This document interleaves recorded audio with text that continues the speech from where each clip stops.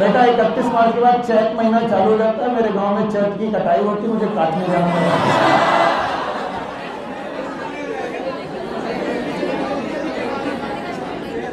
So it is photoperiodism.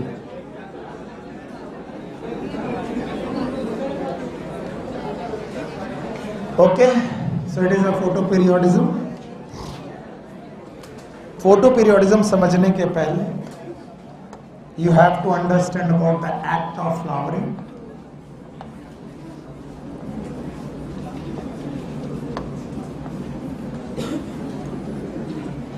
Act of flowering क्या है उसको समझते हैं। एक्ट ऑफ फ्लावरिंग के दौरान हम एक साइंटिस्ट का नाम सुनते हैं, that is known as Goethe.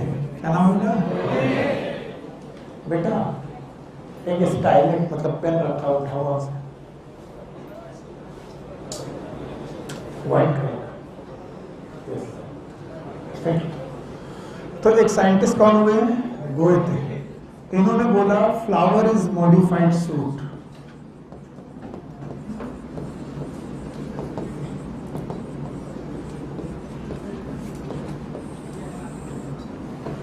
Flower एक प्रकार के मॉडिफाइड सूट है।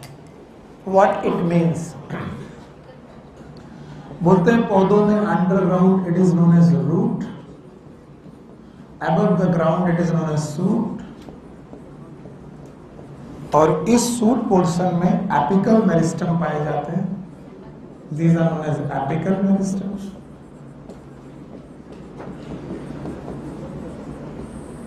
और इन एपिकल मेरिस्टम में दो तरीके के चेंजेस होते हैं। एक चेंज का नाम होता है हार्मोनल चेंजेस, और दूसरे तरीके के changes they are known as structural changes. So there are two type of changes. One is known as hormonal changes, another one is structural changes. कहाँ पर हुए? रूट में कि सूट में? सूट में भी।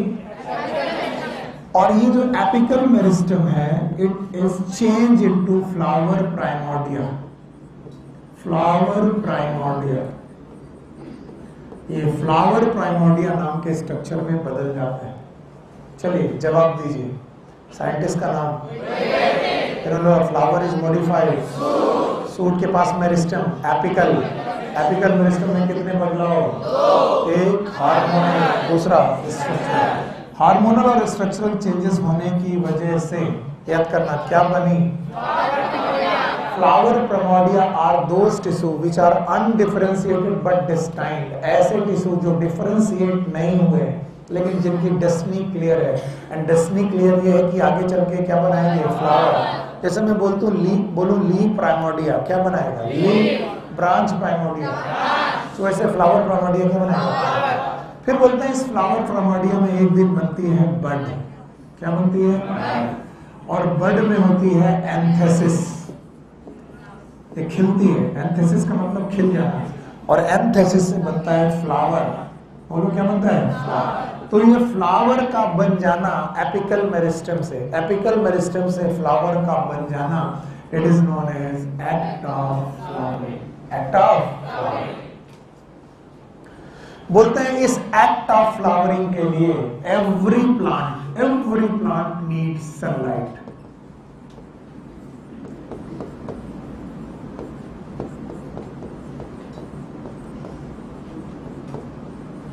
हर प्लांट को सनलाइट की जरूरत है। Every plant needs sunlight. हर पौधे को फ्लावरिंग करने के लिए सनलाइट की जरूरत है, इसमें कोई दो राय नहीं। बट कुछ प्लांट होते हैं जो स्पेशल ड्यूरेशन ऑफ सनलाइट चाहते हैं। Special duration of sunlight.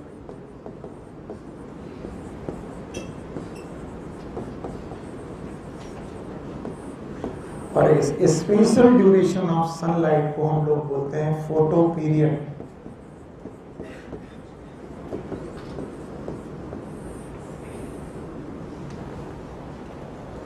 कई बार जब मैं ऐसे पढ़ाता रहता हूं, आपके दिमाग तक सेंटेंस कान तक पहुंचते हैं, आप भूल जाते हो।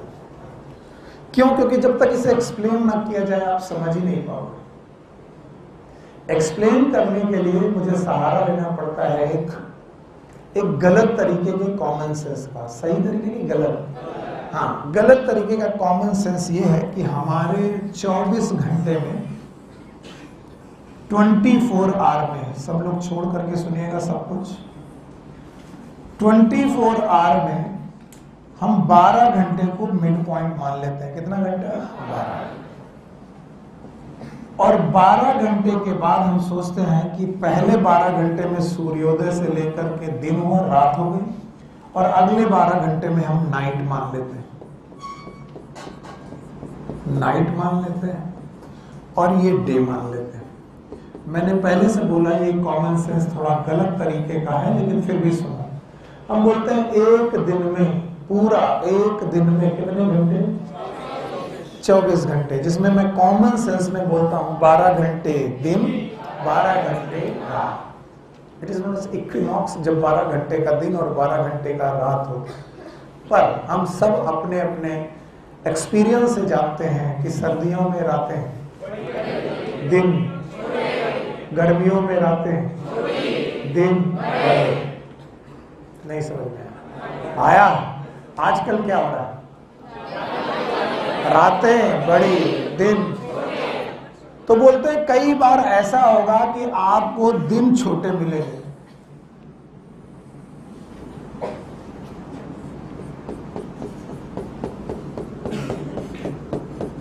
ऐसा क्या हंसी वाली बात है कच्चे? रातें दिन में ऐसा कहाँ हंस रहे हैं? हाँ, रात दिन से कोई लेना देना है? याद रखना, हमारे लिए बिटिया है, तुम्हारे लिए बहन जैसी है। बदतमीजी हुई तो उठा के पटके गया। हम मजाक कर रहे हैं, अपनी बिटिया से मजाक कर सकते हैं? कोई उल्टा सीधा हरकत कर रही है, मैं पूछ ले रहा हूँ क्यों सो रही हो, क्यों रो रही हो? ऐसा बातों से क्या रिलेशन है? जब पढ़ाया करें हंसना बंद, ध्यान दो। तो बताओ, अगर रातें छोटी और दिन, सॉरी रातें बड़ी दिन, ये बताओ गर्मी है कि सर्दी? सर्दी। ऐसा भी हो सकता है कि सर, यस ऐसा भी हो सकता है सर, जगह नहीं है कि सर दिन बड़ा हो, क्या हो बड़ा, और रातें छोटी। बताओ गर्मी की सर्दी? तो कुछ लोगों ने बोला कि सर्दियों में जिन पौधों में फ्लावरिंग होती है, बोलो, उस समय पर दिन पता नहीं। कहानी नंबर 1, कहानी नंबर 2, कहानी नंबर 3, दिन रात। तो लोगों ने कहा कि ये शॉर्ट डे प्लांट है। क्या है बेटा? Short day. यहां दिन, रातें। अच्छा बताओ, यहां पर, यहां से लेकर यहां दिन बड़ा, रात छोटी। तो कुछ लोगों ने बोला ये शॉर्ट डे है कि लॉन्ग डे? Long day. हाँ, तो बोलते हैं गर्मियों में जो पौधे फ्लावरिंग करते हैं वो कैसे होते हैं? Long day. उनको लाइट कम चाहिए कि ज्यादा? ज्यादा। और सर्दियों में तो उन्हें लाइट ज्यादा चाहिए कि कम? कम। मैंने बोला कि ये टोटल का टोटल कॉन्सेप्ट ही गलत है। कुछ लोगों ने सोचा था कि लिख लो पता चले सही हो। मैंने पहले बोला था ये कॉमन सेंस सही है कि गलत है? आप फिर से सुनो। What is photo periodism? Photo periodism में हम ये मानते हैं कि कुछ पौधों को क्या चाहिए? Special duration of sunlight for the act of flowering. और हम ये मानते हैं कि मान लो दिन कितने घंटे का है? हाँ? तो कुछ लोगों को 12 घंटे से ज्यादा लाइट चाहिए, बोलो, और कुछ लोगों को 12 घंटे से, जिन्हें 12 घंटे से ज्यादा चाहिए, और जिन्हें 12 घंटे से कम चाहिए। फिर से बोलो, जिन्हें 12 घंटे से ज्यादा, जिन्हें 12 घंटे से कम। पक्का? ये सही नहीं है। तो पहली बात, आपने सर गलत चीज क्यों पढ़ाई? क्योंकि आपके दिमाग में सबसे पहले इसी चीज को हटाना है कि जो आप गलत पढ़ते हो उसको पहले गलत कर दिया जाए। कहा जाता है कि लाइट सबको चाहिए, पर कुछ लोगों को लाइट नहीं चाहिए, ड्यूरेशन ऑफ लाइट चाहिए। लाइट चाहिए लेकिन हमें 13 घंटे की लाइट चाहिए हर हालत में। कितने? 13। किसने कहा हमें लाइट चाहिए लेकिन हमें 10 घंटे की लाइट चाहिए? कितनी? 10। तो बताओ ये लाइट चाह रहा है कि स्पेशल ड्यूरेशन? और जो लोग भी स्पेशल ड्यूरेशन ऑफ सनलाइट चाह रहे हैं for the act of flowering, वो क्या कहलाएंगे? Photoperiodic plant. क्या कहलाएंगे? और इस फिनोमिना का नाम फोटो पीरियोडिज्म। फिर से बोलो। तो बताओ सबको लाइट चाहिए क्या? No sir. पर क्या सबको स्पेशल ड्यूरेशन ऑफ लाइट चाहिए? सबको लाइट चाहिए फ्लावरिंग करने के लिए। कुछ लोग हमसे पूछते हैं सर रात रानी के पौधे को भी लाइट चाहिए? चाहिए सर, वो तो रात में निकलता है। पर अगर दिन ना हो और पूरे समय पर केवल जिंदगी भर केवल रात ही बनी रहे, फ्लावरिंग होगी कि नहीं होगी? नहीं होगी। तो आप याद रख लेंगे कि फ्लावरिंग करने के लिए लाइट सबको चाहिए। फ्लावरिंग करने के लिए लाइट, लेकिन कुछ लोगों को स्पेशल ड्यूरेशन ऑफ लाइट चाहिए, that is known as photo period. और यहां से डेफिनेशन बनती है फोटो पीरियोडिज्म की। Yes, what is photo periodism? It is a requirement of special duration of sunlight. It is a requirement of special duration of sunlight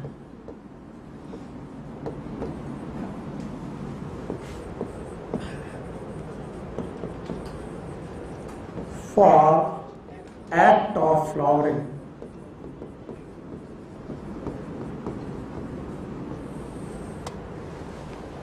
So photoperiodism is a requirement of spatial duration of sunlight for the act of flowering, and that spatial duration of sunlight it is known as photoperiod. तो कुछ organism, कुछ plant को special photo period चाहिए for the act of flowering. मजा तब आएगा जब board में कुछ ना हो। पक्का? और आप बता दो 3 पॉइंट यहां पर पढ़े हैं, एक्ट ऑफ फ्लावरिंग, फिर एक गलत कॉन्सेप्ट और फिर एक डेफिनेशन। चलो हटा दें? चलो बताओ एक्ट ऑफ फ्लावरिंग याद है? बिना बुक में नोटबुक में देखे बताओ। एक्ट ऑफ फ्लावरिंग में हमने बोला गोएथे याद है? गोएथे ने कहा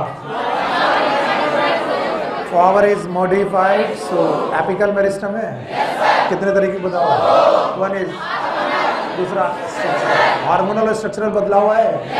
पहले बनी फ्लावर प्रिमोर्डिया, फिर बनी बड। कहना सीखो, पहले बनी, फिर बना बड, फिर एंथेसिस हुई, क्या बना? फ्लावर। यानी कि मेरिस्टम से फ्लावर तक बनने की कहानी का नाम act of flowering. Act of flowering के लिए सनलाइट सबको चाहिए, यस सर, लेकिन किसी किसी को स्पेशल ड्यूरेशन ऑफ सनलाइट चाहिए, नो सर। और आपको मालूम है ये स्पेशल ड्यूरेशन ऑफ सनलाइट का नाम क्या होगा? Photo period. फिर से बोलो। तो क्या हम डेफिनेशन बना पाए? What is photo periodism? It is a phenomena, it is a where it is requirement of special duration of sunlight for the act of flowering, जिसमें एक गलत कॉन्सेप्ट ज्यादातर समय बच्चे पढ़ जाते हैं और उसमें वो 12 घंटे को क्रिटिकल मानते हैं। क्या मानते हैं? 12 घंटे। और वो मानते हैं 12 घंटे से ज्यादा तो लॉन्ग डे, 12 घंटे से कम पक्का? बताओ ये कॉन्सेप्ट सही है कि गलत है? आइए आगे बढ़ते हैं। बोलते हैं फोटो पीरियोडिज्म के हिसाब से, फोटो पीरियोडिज्म की बेसिस पर the plant are of 3 type. 1 is known as long day plant,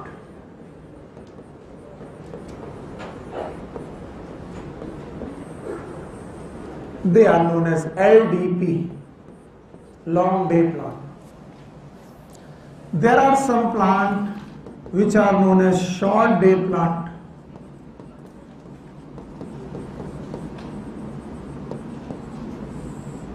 Also known as SDP. And there are a third kind of plant, they are known as day neutral plant.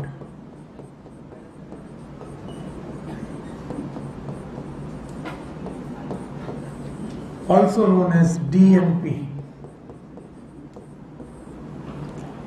So photo periodism के हिसाब से इस दुनिया में 3 तरीके के पौधे पाए जाते हैं। पहले का नाम है लॉन्ग डे प्लांट, दूसरे का नाम है शॉर्ट डे प्लांट, तीसरे का नाम है डे न्यूट्रल प्लांट। पहले डेफिनेशन, और ये बहुत ही कंफ्यूजिंग है, इसलिए पहले लिख लेना फिर समझा देंगे। Long day plant, these are the plant which require photo period more than critical photo period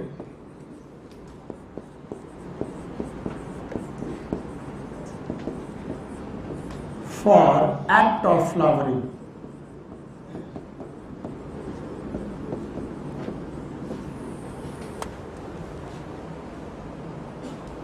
पहले डेफिनेशन लिख दे रहा हूं और फिर से समझाऊंगा, घबराना मत, समझ में आ जाएगा।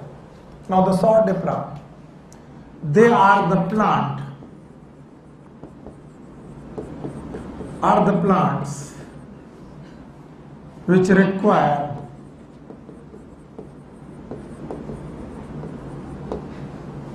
photo period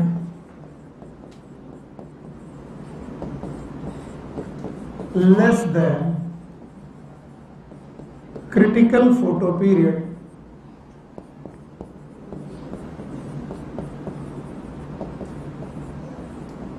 for act of flowering.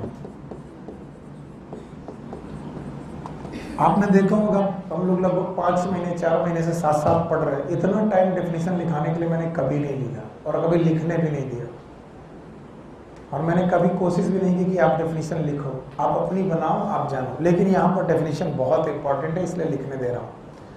यहाँ पर हमने बोला कि लॉन्ग डे प्लांट वो प्लांट होते हैं जिन्हें क्रिटिकल फोटो पीरियड से लाइट ज्यादा चाहिए और इनको क्रिटिकल फोटो पीरियड से कम। अब एक गलत धारणा जो हम लोगों ने पढ़ी थी, याद है आपको? और उस गलत धारणा में हमने पढ़ा था 12 घंटे, क्या नाम? फिर से बोलो। और मैंने बोला था 12 घंटे का डे, यस और नो, और 12 घंटे की नाइट। तो बताओ, 2 चीजें हो गई, 12 घंटे का दिन और 12 घंटे की रात। तो हमने कहीं ना कहीं 12 घंटे को क्रिटिकल मान लिया। क्या मान लिया? क्रिटिकल। ये क्रिटिकल मानना ही हमारा गलत कॉमन सेंस है, ये गलत कॉमन सेंस है। क्यों? क्योंकि जब हमने 12 घंटे को क्रिटिकल मान लिया तो हमने माना जिनको 12 घंटे से लाइट ज्यादा चाहिए वो शॉर्ट डे की लॉन्ग डे। तब हमने एक लाइन खींची जिसमें 12 घंटे से लाइट ज्यादा पड़ रही थी। यस और नो? बताओ, अब ये क्या कहलाया? Long day. मान लो ये 12 घंटे का लाइन है, तो ये 12 घंटे से कम हो गया कि ज्यादा हो गया। फिर हमने एक लाइन खींची जिसमें हमें 12 घंटे से लाइट क्या मिल रही है? कम। यानी कि ये वाला कंडीशन, अगर ये बीच का पॉइंट है तो लॉन्ग डे हो गया कि शॉर्ट डे? देख के बताओ, ये क्या लग रहा है? ये वाला पक्का? और हमने क्रिटिकल फोटो पीरियड किसको माना? 12। याद रखना, यही हमारी गलती हो गई, क्योंकि आपको सबको लिखना है critical photo period is different for different plant. Critical photo period is different for different plant. Her plant के लिए क्रिटिकल फोटो पीरियड अलग होता है। इतनी देर से मैं कहानी पढ़ा रहा हूं, अभी तक हम लोग कंक्लूजन पे नहीं आ पाए कि एक चल क्या रहा है। ठीक है, अब मैं इसे कंक्लूड करता हूं। चलो पहले चिल्ला लो, फोटो पीरियोडिज्म के हिसाब से कितने प्रकार के प्लांट? 1 इज, फिर शॉर्ट डे प्लांट, फिर कुछ को चाहिए लाइट ज्यादा है और कुछ को लाइट चाहिए कम। जवाब देना इधर दिन बिना देखे। कुछ को लाइट, कुछ को किससे? कुछ को क्रिटिकल फोटो पीरियड से ज्यादा और कुछ को पक्का और हमसे गलती हुई, हमने क्रिटिकल फोटो पीरियड किसका मान लिया? 12। तो हमने माना किसको चाहिए 12 से ज्यादा और कुछ को चाहिए 12 से कम। तो बताओ 12 से ज्यादा तो और 12 से कम तो इसका मतलब कोई पौधा 13 घंटे में फ्लावरिंग कर रहा है तो हमें हमारे हिसाब से लॉन्ग डे प्लांट, और कोई पौधा अगर 11 घंटे में फ्लावरिंग शॉर्ट डे, जो कि सही है कि गलत है? क्योंकि क्रिटिकल फोटो पीरियड हमने यहाँ कर दिया है फिक्स। क्या कर दिया? और ये फिक्स पहली गलती। क्रिटिकल फोटो पीरियड फिक्स 3 बार बोलेंगे, क्रिटिकल फोटो पीरियड फिक्स। हर पौधे का क्रिटिकल फोटो पीरियड अलग है। अब देखना, अब आएगी स्टोरी समझ में। मान लीजिए हमारे पास प्लांट ए है, बोलो क्या है? सब लोग यही ध्यान दीजिए। और इसका critical photo period CPP, what is CPP? 10 घंटे है। कितना घंटे है? 10 घंटे। पक्का? और 10 घंटे के क्रिटिकल फोटो पीरियड में ये 9 में फ्लावरिंग नहीं करता, 8 में फ्लावरिंग नहीं करता, 7 में फ्लावरिंग नहीं करता, लेकिन 11 में करता है, 12 में करता है, 13 में करता है, 14 में करता है। इसका मतलब यानी ये अपने क्रिटिकल फोटो पीरियड से कम चाह रहा है कि ज्यादा? ज्यादा।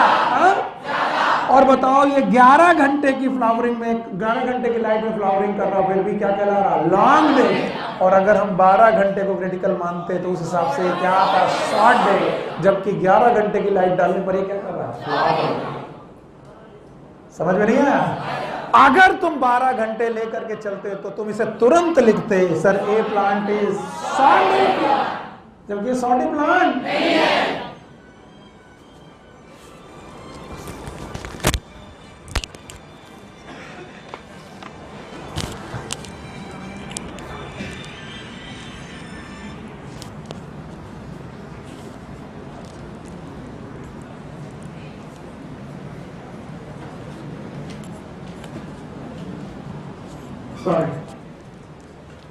सो बताओ इसमें 12 घंटे क्रिटिकल है कि नहीं है? नहीं है।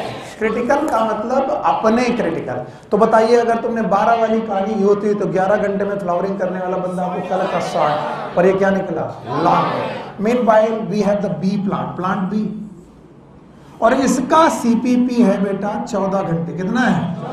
और हमने देखा कि ये 15 घंटे में फ्लावरिंग नहीं करता, 16 में नहीं करता, 17 में नहीं करता, लेकिन 13 में कर देता है, 12 में कर देता है, 11 में कर देता है। लॉन्ग डे के शॉर्ट डे। इसका मतलब ये अपने CPP से कम चाहता नहीं ज्यादा। और अगर तुमने कहीं 12 घंटे वाला क्रिटिकल माना होता और 13 घंटे में फ्लावरिंग करता तो इसे क्या मानते हैं? लॉन्ग। बल्कि लॉन्ग डे निकला कि शॉर्ट। और एक और ब्यूटी देखो, एक और ब्यूटी, दोनों के दोनों फ्लावर प्लांट 11 घंटे में फ्लावरिंग कर रहे हैं। देखो, यस और नो? और ये भी कर रहा है। इसका मतलब अगर मैं दे दूं plant A and B both are flowering, they flower at the 11 hour of light, बताओ ये लॉन्ग डे की शॉर्ट है? बता पाना नामुमकिन है। क्यों? क्योंकि जब तक हमें क्या नहीं मालूम होगा critical photo period, we are not confirm कि ये लॉन्ग डे है। क्योंकि ए अगर देखा जाए तो क्या है? लॉन्ग डे, और बी क्या है? और दोनों कितने घंटे में फ्लावरिंग करेंगे? 11। इसको 11 घंटे की लाइट दोगे फ्लावरिंग करेगा? इसको 11 घंटे की लाइट दोगे फ्लावरिंग करेगा? लेकिन ये 11 घंटा इसके क्रिटिकल से कम है और ये 11 घंटा इसके क्रिटिकल से ज्यादा है, and that's why this is short. तो बताओ जो 12 घंटे से ज्यादा लाइट ले वो लॉन्ग डे होंगे, जो 12 घंटे से कम वो शॉर्ट डे होंगे। तो बताओ वो कॉमन सेंस सही था कि गलत था? हमारी सबसे बड़ी गलती यही होती है। बहुत गौतम बुद्ध आंख बंद करके सोच रहे हो? अच्छा, अब जवाब दो। बताओ फोटो पीरियोडिक प्लांट कितने प्रकार के? 1 is, दूसरा, तीसरा डे में। अच्छा, बिना डे के डेफिनेशन बता पाओगे? लॉन्ग डे प्लांट की definition, these are the plant which require sunlight more than 12 hours, जिन्हें अपने क्रिटिकल फोटो पीरियड से लाइट ज्यादा चाहिए। इसका 12 घंटे से कोई लेना देना नहीं। What are the short day plant? These are the plant, they require sunlight less than critical photo period. Less than 12 घंटा, less than critical photo period. इसका 12 घंटे से कोई लेना देना. And then the day neutral plant, they require light. They require light. इनको require light चाहिए क्योंकि light तो हर को चाहिए. They require light, but not depend upon specific duration. Specific duration, ये स्पेसिफिक ड्यूरेशन पर डिपेंड नहीं करते. ध्यान से सुनो, इसका मतलब क्या हुआ? इन्हें 4 घंटे की लाइट दे दो तब भी फ्लावर कर देंगे, 15 घंटे की लाइट दे दो तब भी फ्लावरिंग कर दोगे, 10 घंटे की लाइट दोगे तब भी फ्लावरिंग करेंगे. इन्हें लाइट से मतलब है, ड्यूरेशन से मतलब. तो these plant are known as day neutral plant. The plant which does not depend upon the specific duration of sunlight for the act of flowering, those are known as day. So they do not depend upon specific duration of the sunlight. They are day neutral plant. बहुत कम है हमारी book में वैसे भी. और हाँ, ये हर पौधे का अलग है. बाई एक्सपेरिमेंट, बड़ा बढ़िया क्वेश्चन है. It is by experiment. ये एक्सपेरिमेंटल है, एक्सपेरिमेंटल प्रोसेस है. हर पौधे को एक्सपेरिमेंट करके पता किया गया है. एंड क्रिटिकल फोटो पीरियड ये भी एक्सपेरिमेंट से ही पता चलता है. यानी आप एक टोबैको का पौधा लो और एक दो से 9 घंटे की लाइट दो, 3 महीने तक नहीं फ्लावरिंग कर रहा. दूसरा लो 10 घंटे की दो, नहीं कर रहा. 11 घंटे की दो, करने लगा. 11 घंटे के बाद 12 घंटे में करने लगा. तो आपके लिए 10 घंटे क्या हो गया? क्रिटिकल है.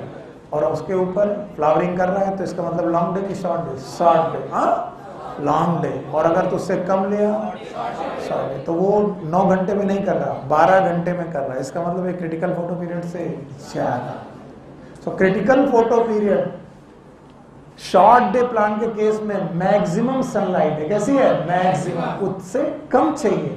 और लॉन्ग डे प्लांट के केस में critical photo period is minimum, उससे ज्यादा चाहिए. Anything else? ओके. हाँ,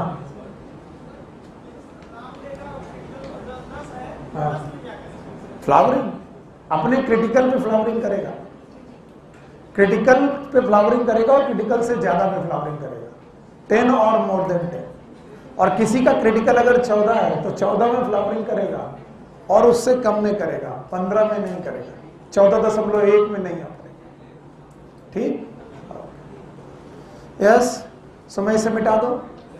हाँ, बताओ कितने तरीके के प्लांट? 3 है. तीनों के नाम बता पाओगे? बोलो. Long day plant, short day plant, day plant. Long day plant का definition, plant require sunlight more than, क्या है? क्रिटिकल फोटो पीरियड से ज्यादा लाइट चाहते हैं. अच्छा. शॉर्ट डे प्लांट जानते हो?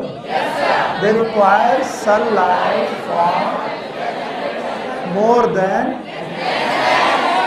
Less than. Now day neutral जानते हो? What is neutral? They depend upon sunlight but not depend upon specific duration. Yes or no? Yes sir. तो बताओ 3 तरीके के प्लांट हो गए? Yes. अब देखो भाई, इनका एक क्वेश्चन कि सर कैसे पता चलेगा? सो बाय एक्सपेरिमेंट. और एक्सपेरिमेंट के दौरान ही ये पता किया गया. Everyone here? एक्सपेरिमेंट के दौरान इन्होंने एक लॉन्ग डे प्लांट देखा. कौन सा प्लांट? जिसका क्रिटिकल फोटो पीरियड 10 आवर था. कितना? अगर उसे आप 11 घंटे की लाइट दो, फ्लावरिंग करता था. 12 घंटे की लाइट दो, फ्लावरिंग करता था. 13 घंटे की लाइट दो, फ्लावरिंग करता था. And so on. तो इन्होंने बाय एक्सपेरिमेंट एक इस प्रोसेस को किया. देखना क्या किया. ये एनसीईआरटी में नहीं लिखा है पर इसका रिजल्ट एनसीईआरटी में लिखा है. सो जो मैं ये पढ़ा रहा हूं थोड़ा सा एक्स्ट्रा है, लेकिन इसका रिजल्ट एनसीईआरटी में लिखा है तो आपको समझना पड़ेगा क्या हुआ. इन्होंने क्या किया? कंडीशन नंबर 1 ली और इस कंडीशन नंबर 1 में इन्होंने एक पौधे को 12 घंटे का लाइट दिया कॉन्टिन्यूअस. जिसका क्रिटिकल फोटो पीरियड 10 घंटे का था, उसे 12 घंटे की लाइट दी और इसके बाद नाइट दे दी. ये नाइट ड्यूरेशन दी. बताइए इस दौरान पौधा फ्लावर किया होगा कि नहीं? यस और नो? कितने घंटे की लाइट दी? 12 घंटे। मैंने बोला ना इसका क्रिटिकल फोटो पीरियड कितना था? 10। यस और नो? जवाब चाहिए मुझे, यस और नो? अगर मैं इसे 12 घंटे की लाइट दूं, फ्लावरिंग करेगा? यस सर, क्योंकि इसका क्रिटिकल फोटो पीरियड कितना है? 10। क्या हो गया? चला गया? बुलाओ, बोल की मतलब रिकॉर्डिंग सही चलेगी? नहीं चलेगी? बुलाओ भैया बुलाओ, ऑनलाइन वाले बच्चे परेशान हो जाएंगे। तो बेटिया ऐसा कहा है इसमें कूद पड़े। उन्होंने क्या किया? पैर लगा दिया।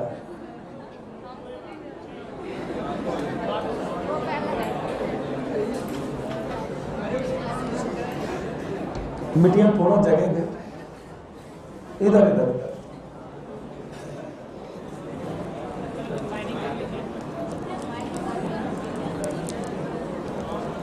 हटो।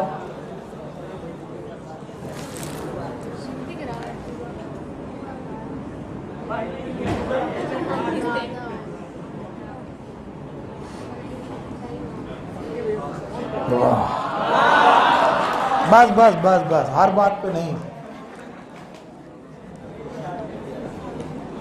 अच्छा चलो, हो गया, कर दिया।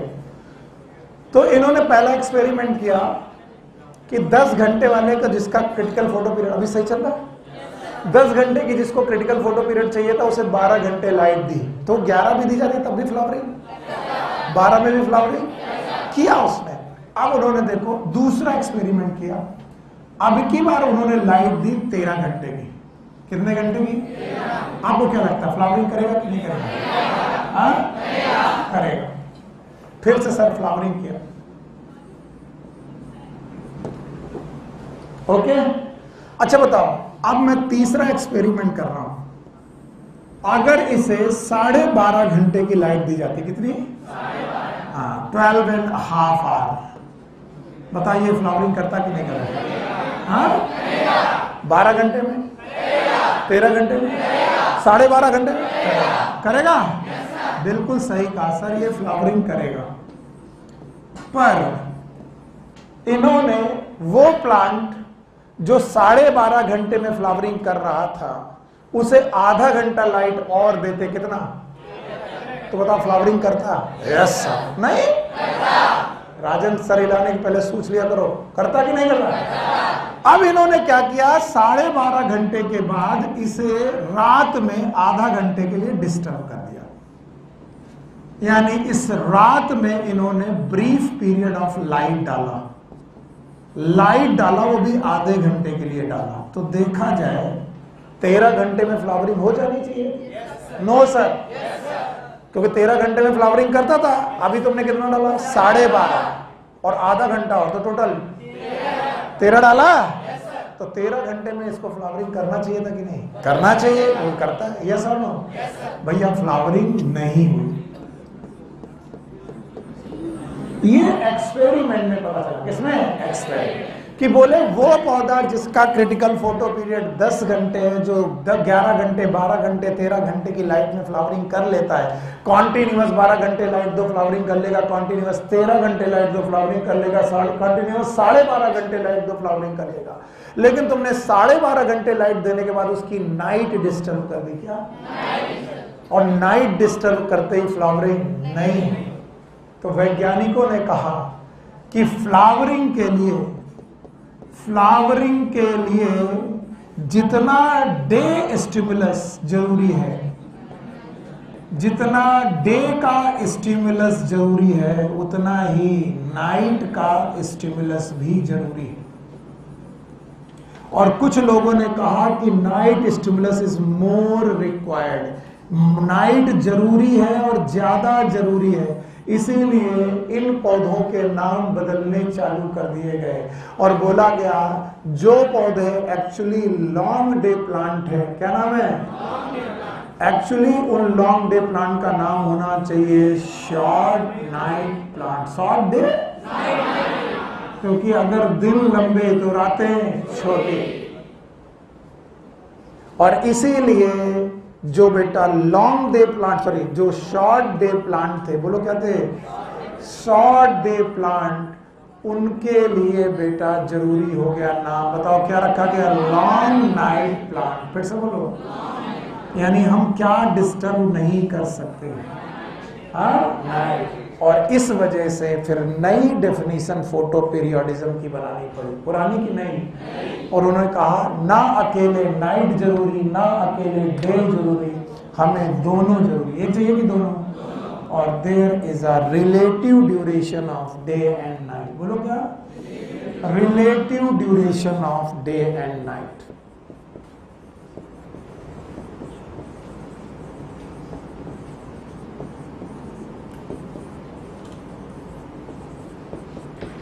आप अपनी एनसीईआरटी में फोटो पीरियोडिज्म की डेफिनेशन जब पढ़ेंगे तो उन्होंने लिखा है, पेज टर्न करके जब पढ़ेंगे तो उन्होंने क्या लिखा है, बोलो क्या लिखा है, it is a requirement of day night और relative duration.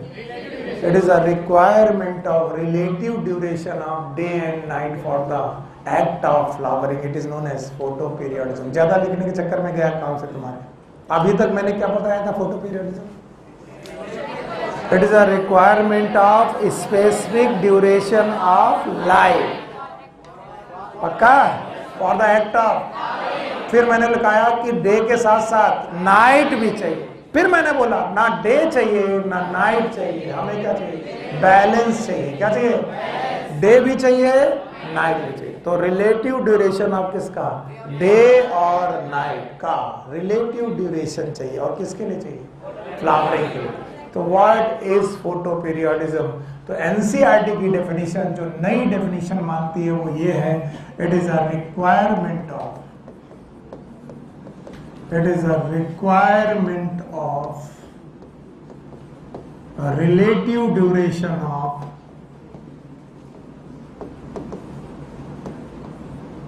Day and night for act of flowering.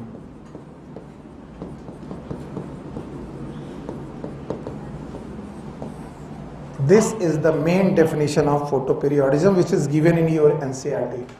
आपके NCERT में जो definition दी गई है वो ये दी गई है, जब आप पेज पढ़ेंगे सही ढंग से तो यही मिलेगी। Yes, what is photoperiodism? The requirement of relative duration of day and night for act of flowering के लिए डे और नाइट दोनों चाहिए, और उनका क्या चाहिए, रिलेटिव ड्यूरेशन। हम ऐसा नहीं कर सकते कि डे के चक्कर में पूरा डे ही कर दे, भैया बोले लॉन्ग डे प्लांट है तो 24 घंटा लाइट डाल रहे, नाइट होने नहीं दे रहे, तो बताओ फ्लावरिंग करेंगे कि नहीं करेंगे, नहीं करेंगे। So we need day as well as night, और उनका क्या चाहिए, रिलेटिव ड्यूरेशन। इसीलिए लॉन्ग डे प्लांट का दूसरा नाम शॉर्ट नाइट, और शॉर्ट डे प्लांट का दूसरा नाम लॉन्ग नाइट। और डे न्यूट्रल को लाइट की जरूरत नहीं थी, फिर लाइट की जरूरत थी लेकिन स्पेसिफिक ड्यूरेशन ऑफ लाइट की जरूरत नहीं थी। So this is how the definition happen and the modern definition happen for the photoperiodism. Now what is photoperiodism? It is a requirement of relative duration of day and night. हटा दें, बताओ long day plant का दूसरा नाम, हाँ short, और short day plant का पक्का। तो बस याद रखना, क्या पूरा डे चाहिए, नाइट चाहिए, डे और नाइट का रिलेटिव ड्यूरेशन। ऐसा कौन सा क्वेश्चन है? चलो भाई, तो थर्ड इज, तीसरा पॉइंट, लोगों ने कहा कि लाइट एक स्टिमुलस है,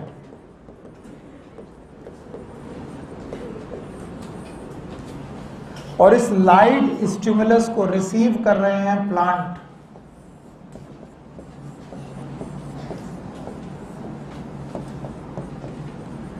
and plant does not have the brain and not the receptor तो प्लांट को कैसे पता चल रहा कि लाइट एक्चुअली हमारे पास आ रही है? फिर से सुनना, हमारे पास ब्रेन है, आईज है, रिसेप्टर है, जिससे हम पता लगा देते हैं कि भैया दिन हो गया, रात हो गई। प्लांट को कैसे पता चलता है कि उन्हें लाइट मिल रही कि अंधेरा मिल रहा? तो वैज्ञानिकों ने एक और एक्सपेरिमेंट किया, लगाने के लिए कोशिश किया कि लाइट स्टिमुलस को, कौन से स्टिमुलस को? लाइट स्टिमुलस को पकड़ने वाले रिसेप्टर कहां पर होते हैं पौधों में? Where the receptors are present. ध्यान सुनो, फिर से सोच के देखो, प्लांट के पास ब्रेन, देखा जाए आईज, फोटो रिसेप्टर नहीं है, तो प्लांट को कैसे पता चल रहा कि लाइट आ रही है, दिन हो रहा है कि रात हो रहा, कैसे पता चल रहा? तो वैज्ञानिकों के दो मत, दो तरीके के ग्रुप बने वैज्ञानिकों के। एक ग्रुप बोलता था चूंकि फ्लावर इज मॉडिफाइड सूट, और सूट में भी मेरिस्टेम, फिर से बोलो। तो वैज्ञानिकों का एक ग्रुप बोलता था कि लाइट स्टिमुलस को पकड़ने के लिए receptor are present in meristem.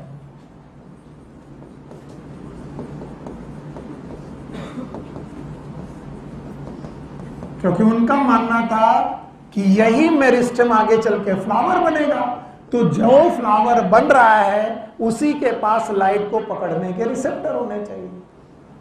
और दूसरे वैज्ञानिक थे जो ये मानते थे कि भले फ्लावर भाई बन रहा हो मेरिस्टेम से, लेकिन उनको रिसेप्टर कहां मिलेंगे? कहां पर? लीफ। तो रिसेप्टर प्रेजेंट इन लीफ। तो दो तरीके के वैज्ञानिकों के मत थे।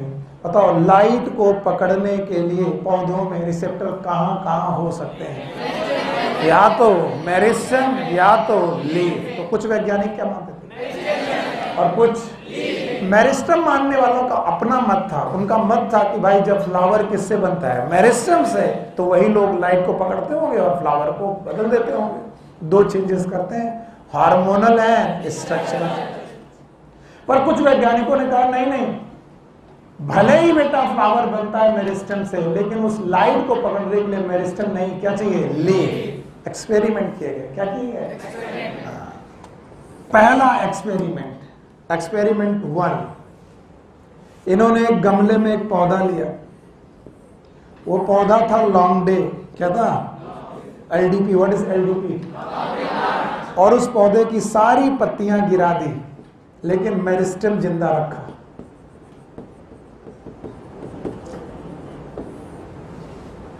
सारी पत्तियां गिरा दी और मेरिस्टेम जिंदा रखा।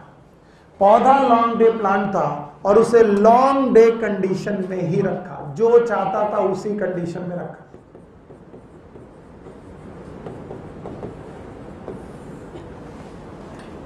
फ्लावरिंग नहीं हुई। वैज्ञानिकों ने कहा फ्लावरिंग अगर होनी ही चाहिए क्योंकि मेरिस्टेम है, और अगर मेरिस्टेम में भी रिसेप्टर होते हैं, तो मैं जो सनलाइट डाल रहा हूं वो सनलाइट किसने पकड़नी चाहिए? मेरिस्टेम ने। और मेरिस्टेम ने क्या बनानी चाहिए? Primordia, bud, flower. पत्ती एक भी नहीं रखी, पौधे में फ्लावरिंग नहीं। Experiment number 2, B. Experiment number B, अब की बार फिर से इन्होंने वही लॉन्ग डे प्लांट लिया, the same long day plant, और केवल एक या दो पत्तियां रखी along with मेरिस्टेम। एक या दो पत्तियां रखी along with मेरिस्टेम। यह पौधा था लॉन्ग डे प्लांट और इसे लॉन्ग डे कंडीशन में ही रखा गया। किस कंडीशन में? और भैया यहां पर फ्लावर बन गया। तो लोगों ने कहा कि अगर मेरिस्टेम ही चाहिए होता और रिसेप्टर मेरिस्टेम में ही प्रेजेंट थे, तो यहां मेरिस्टेम थी, लीफ थी कि नहीं थी? तो बताओ, अगर केवल मेरिस्टेम में रिसेप्टर होते तो बिना लीफ के भी फ्लावरिंग होनी चाहिए। लेकिन लोगों ने कहा नहीं, बिना लीफ के फ्लावरिंग नहीं होती, क्योंकि लाइट को रिसीव करने के लिए रिसेप्टर कहां पर प्रेजेंट है? लीफ में। और फिर लोगों ने थ्योरी दी कि भैया लीफ में एक पिगमेंट पाया जाएगा, नाम है फाइटोक्रोम। साइटोक्रोम। और ये फाइटोक्रोम नाम का पिगमेंट ही सनलाइट को रिसीव करेगा। किसको? और सनलाइट को रिसीव करने के बाद एक हार्मोन बनाएगा, नाम है फ्लोरिजेन। फिर से बोलो। और ये फ्लोरिजेन नाम का जो हार्मोन है, ये हाइपोथेटिकल था। कैसा? वैज्ञानिकों ने सोचा था, मिला कभी नहीं, उन्हें कभी नहीं ढूंढ पाए। उन्होंने माना कि जब सनलाइट पत्तियों में पड़ती है तो पत्तियों में मौजूद उस सनलाइट को रिसीव करता है, और रिसीव करने के बाद एक हार्मोन बताता है, नाम बताओ? फ्लोरिजेन। फ्लोरी मतलब फ्लावर, जेन मतलब जनरेट करने वाला। और यही फ्लोरिजेन पत्तियों से मूव करते हुए मेरिस्टेम में जाता है। कहां पर? और दो चेंज करता है। एक कौन? Hormonal change. फिर से बोलो। फिर से बोलो। तो मुझे किसी ने नहीं पूछा कि कौन सा हार्मोनल चेंज? फ्लोरिजेन का हार्मोनल चेंज। तो पत्तियां सनलाइट को रिसीव करती हैं किसके द्वारा? और लीफ के द्वारा। पर किसके द्वारा? फाइटोक्रोम। और क्या बनाती है? फ्लोरिजेन। कहाँ? लीफ में। और लीफ से फ्लोरिजेन बना के कहाँ मूव कराती है? Meristematic tissue. और वहां पर कितने चेंज आते हैं? दो। पहला चेंज, यही वो हार्मोनल चेंज है जो उसमें क्या बना देता है? प्रिमार्डिया। क्या बनाता है? फिर क्या बनती है? बड। और फिर बोला गया क्या फ्लोरिजेन कभी ढूंढा गया? नो। बोलते हैं एक हार्मोन जो फ्लोरिजेन जैसा बिहेव कर सकता है, it is gibberellins. Gibberellins can behave like florigen, पर वो भी 100% नहीं। इसीलिए फ्लोरिजेन एक हाइपोथेटिकल हार्मोन माना गया, और तब से लेकर आज तक वो डिस्कवर नहीं हुआ। तो जब मैं बोलता हूं एक्ट ऑफ फ्लावरिंग में दो चेंजेस आते हैं, दोनों चेंज याद हैं? पहला हार्मोनल, दूसरा। तो हार्मोनल का मतलब कौन सा हार्मोन? फ्लोरिजेन। तो बताओ लाइट स्टिमुलस को रिसीव करने के लिए पौधे में क्या होनी चाहिए? बिना पत्तियों के कभी भी फ्लावरिंग हो सकती है? नहीं, क्योंकि पत्तियां लाइट को स्टिमुलस को रिसीव करेंगी। किसके द्वारा? फाइटोक्रोम। और फाइटोक्रोम में क्या बनाएंगी? फ्लोरिजेन। फ्लोरिजेन बनाकर कहाँ पहुंचाएंगे? मेरिस्टेम। और मेरिस्टेम में क्या बनेगी? प्रिमार्डिया। प्रिमार्डिया के बाद बड, और बड के बाद flower. So this was the total photoperiodism given in your NCERT, or it will be more than which is given in your NCERT. आपकी NCERT में जो कुछ भी दिया है उससे बहुत ज़्यादा पढ़ा दिया। It is photoperiodism. ये बात और है कि फाइटोक्रोम दो प्रकार के, एक PR और एक PFR। ये सब कोर्स में नहीं है इसलिए मैं पढ़ाऊंगा नहीं। One is known as phytochrome red और एक फाइटोक्रोम फार रेड, और इनकी अपनी थ्योरी ही अलग है। तो जब ये चैप्टर से पोर्शन ही हटा दिया गया और एनसीईआरटी में ये दिया ही नहीं है, so we are not going to discuss. कभी जरूरत पड़ी क्वेश्चन में देन आई विल डिस्कस। इसलिए मेरी रिवीजन क्लासेस छोड़िएगा मत, क्योंकि पिछले कुछ 5-7 साल पहले ये क्वेश्चन आया हुआ है, उसको मैं एक्सप्लेन करूंगा। किसमें? रिवीजन। एनसीईआरटी में नहीं दिया है, and that's why I will not discuss it in NCERT. So photoperiodism अंततः क्या समझा गया? क्या है डेफिनेशन फोटोपीरियोडिज्म की? It is a relative duration of sunlight which is required for act of flowering. पक्का? पहले की डेफिनेशन क्या थी? Special duration of light. और कितने प्रकार के लोग? 3। 2? एक और long day, short day, day. याद है? लॉन्ग डे प्लांट LDP है, शॉर्ट डे प्लांट SDP है, DNP is day neutral plant. Okay, one thing बताइए, long day, short day, day neutral plant के बाद हम लोगों ने पढ़ा कि लाइट स्टिमुलस जितना जरूरी है, नाइट भी उतना जरूरी है। इसलिए लॉन्ग डे प्लांट का दूसरा नाम शॉर्ट नाइट प्लांट, और शॉर्ट डे प्लांट का लॉन्ग नाइट प्लांट। पक्का? फिर स्टिमुलस को ढूंढा गया। लाइट स्टिमुलस को पकड़ने के लिए रिसेप्टर चाहिए। कितने मत थे? एक ने कहा कौन सही निकला? लीफ में क्या होता है? फाइटोक्रोम। सनलाइट रिसीव करते हैं? फाइटोक्रोम सनलाइट रिसीव करके एक पिगमेंट बनाते हैं, एक हार्मोन बनाते हैं जो कि डिस्कवर नहीं हुआ, हाइपोथेटिकल है। नाम बताओ। फ्लोरीन जो बनता लीफ में, मूव मेरिस से, और वहां जा करके फ्लावर बनाता है। कोई एक हार्मोन जो फ्लोरिजेशन दिए हुए, जिब्रेलिन। बोलो कौन? Thank you very much. And now the next topic is vernalization.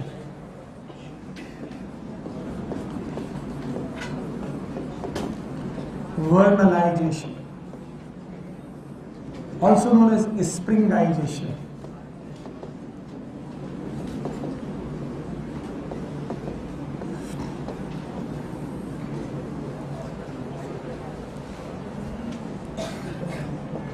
Definition: it is quantitative and qualitative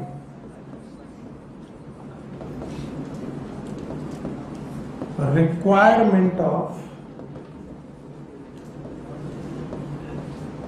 low temperature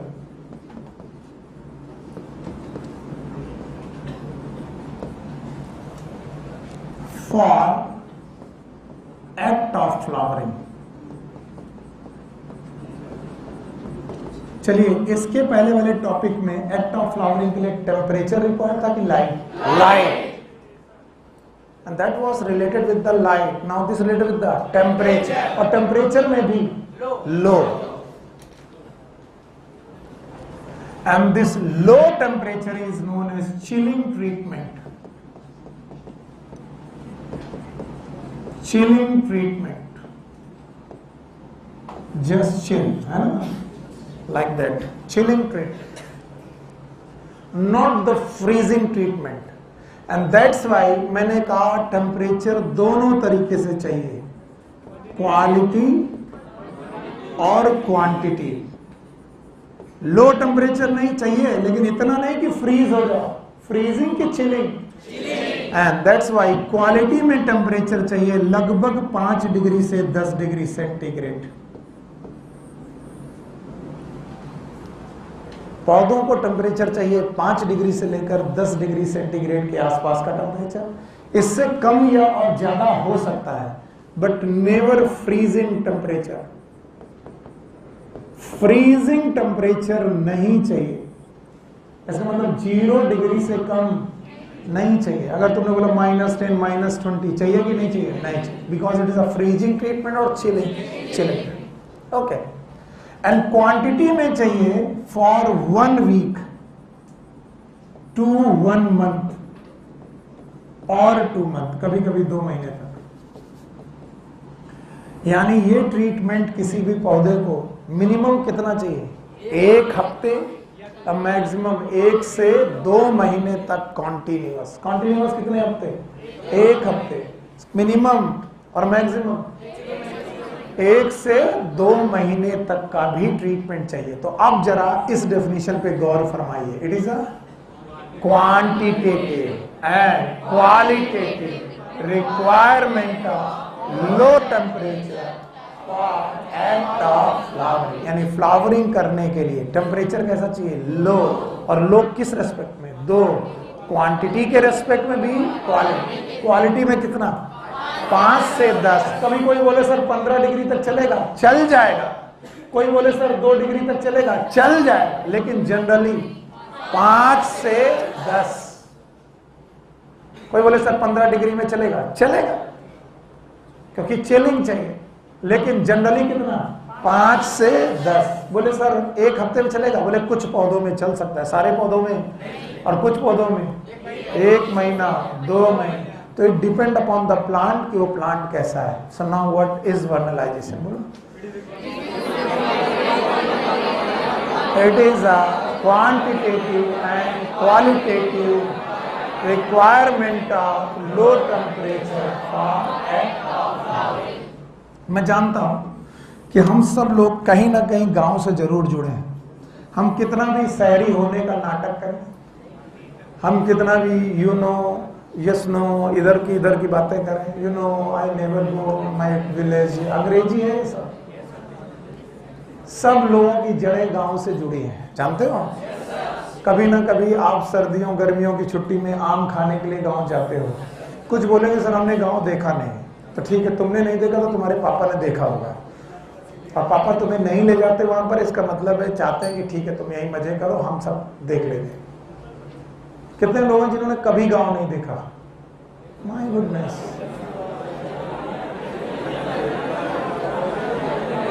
बिटिया कहाँ रहती हो? खड़ी हो। अरे ऐसे चुप रहो। कानपुर? हाँ।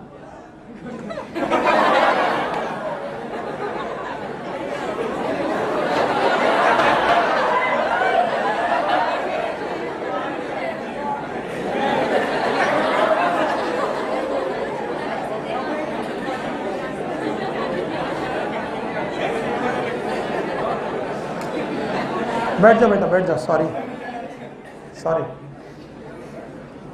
कुछ क्वेश्चन करते अब नहीं कर पाएंगे तुम्हारी बदतमीजी की वजह से। बदतमीज वो तो मैं जानता हूं भाई, लेकिन हम पूछ रहे तो तुम क्या बता रहे हो? तुम्हारा नाम जानवी है?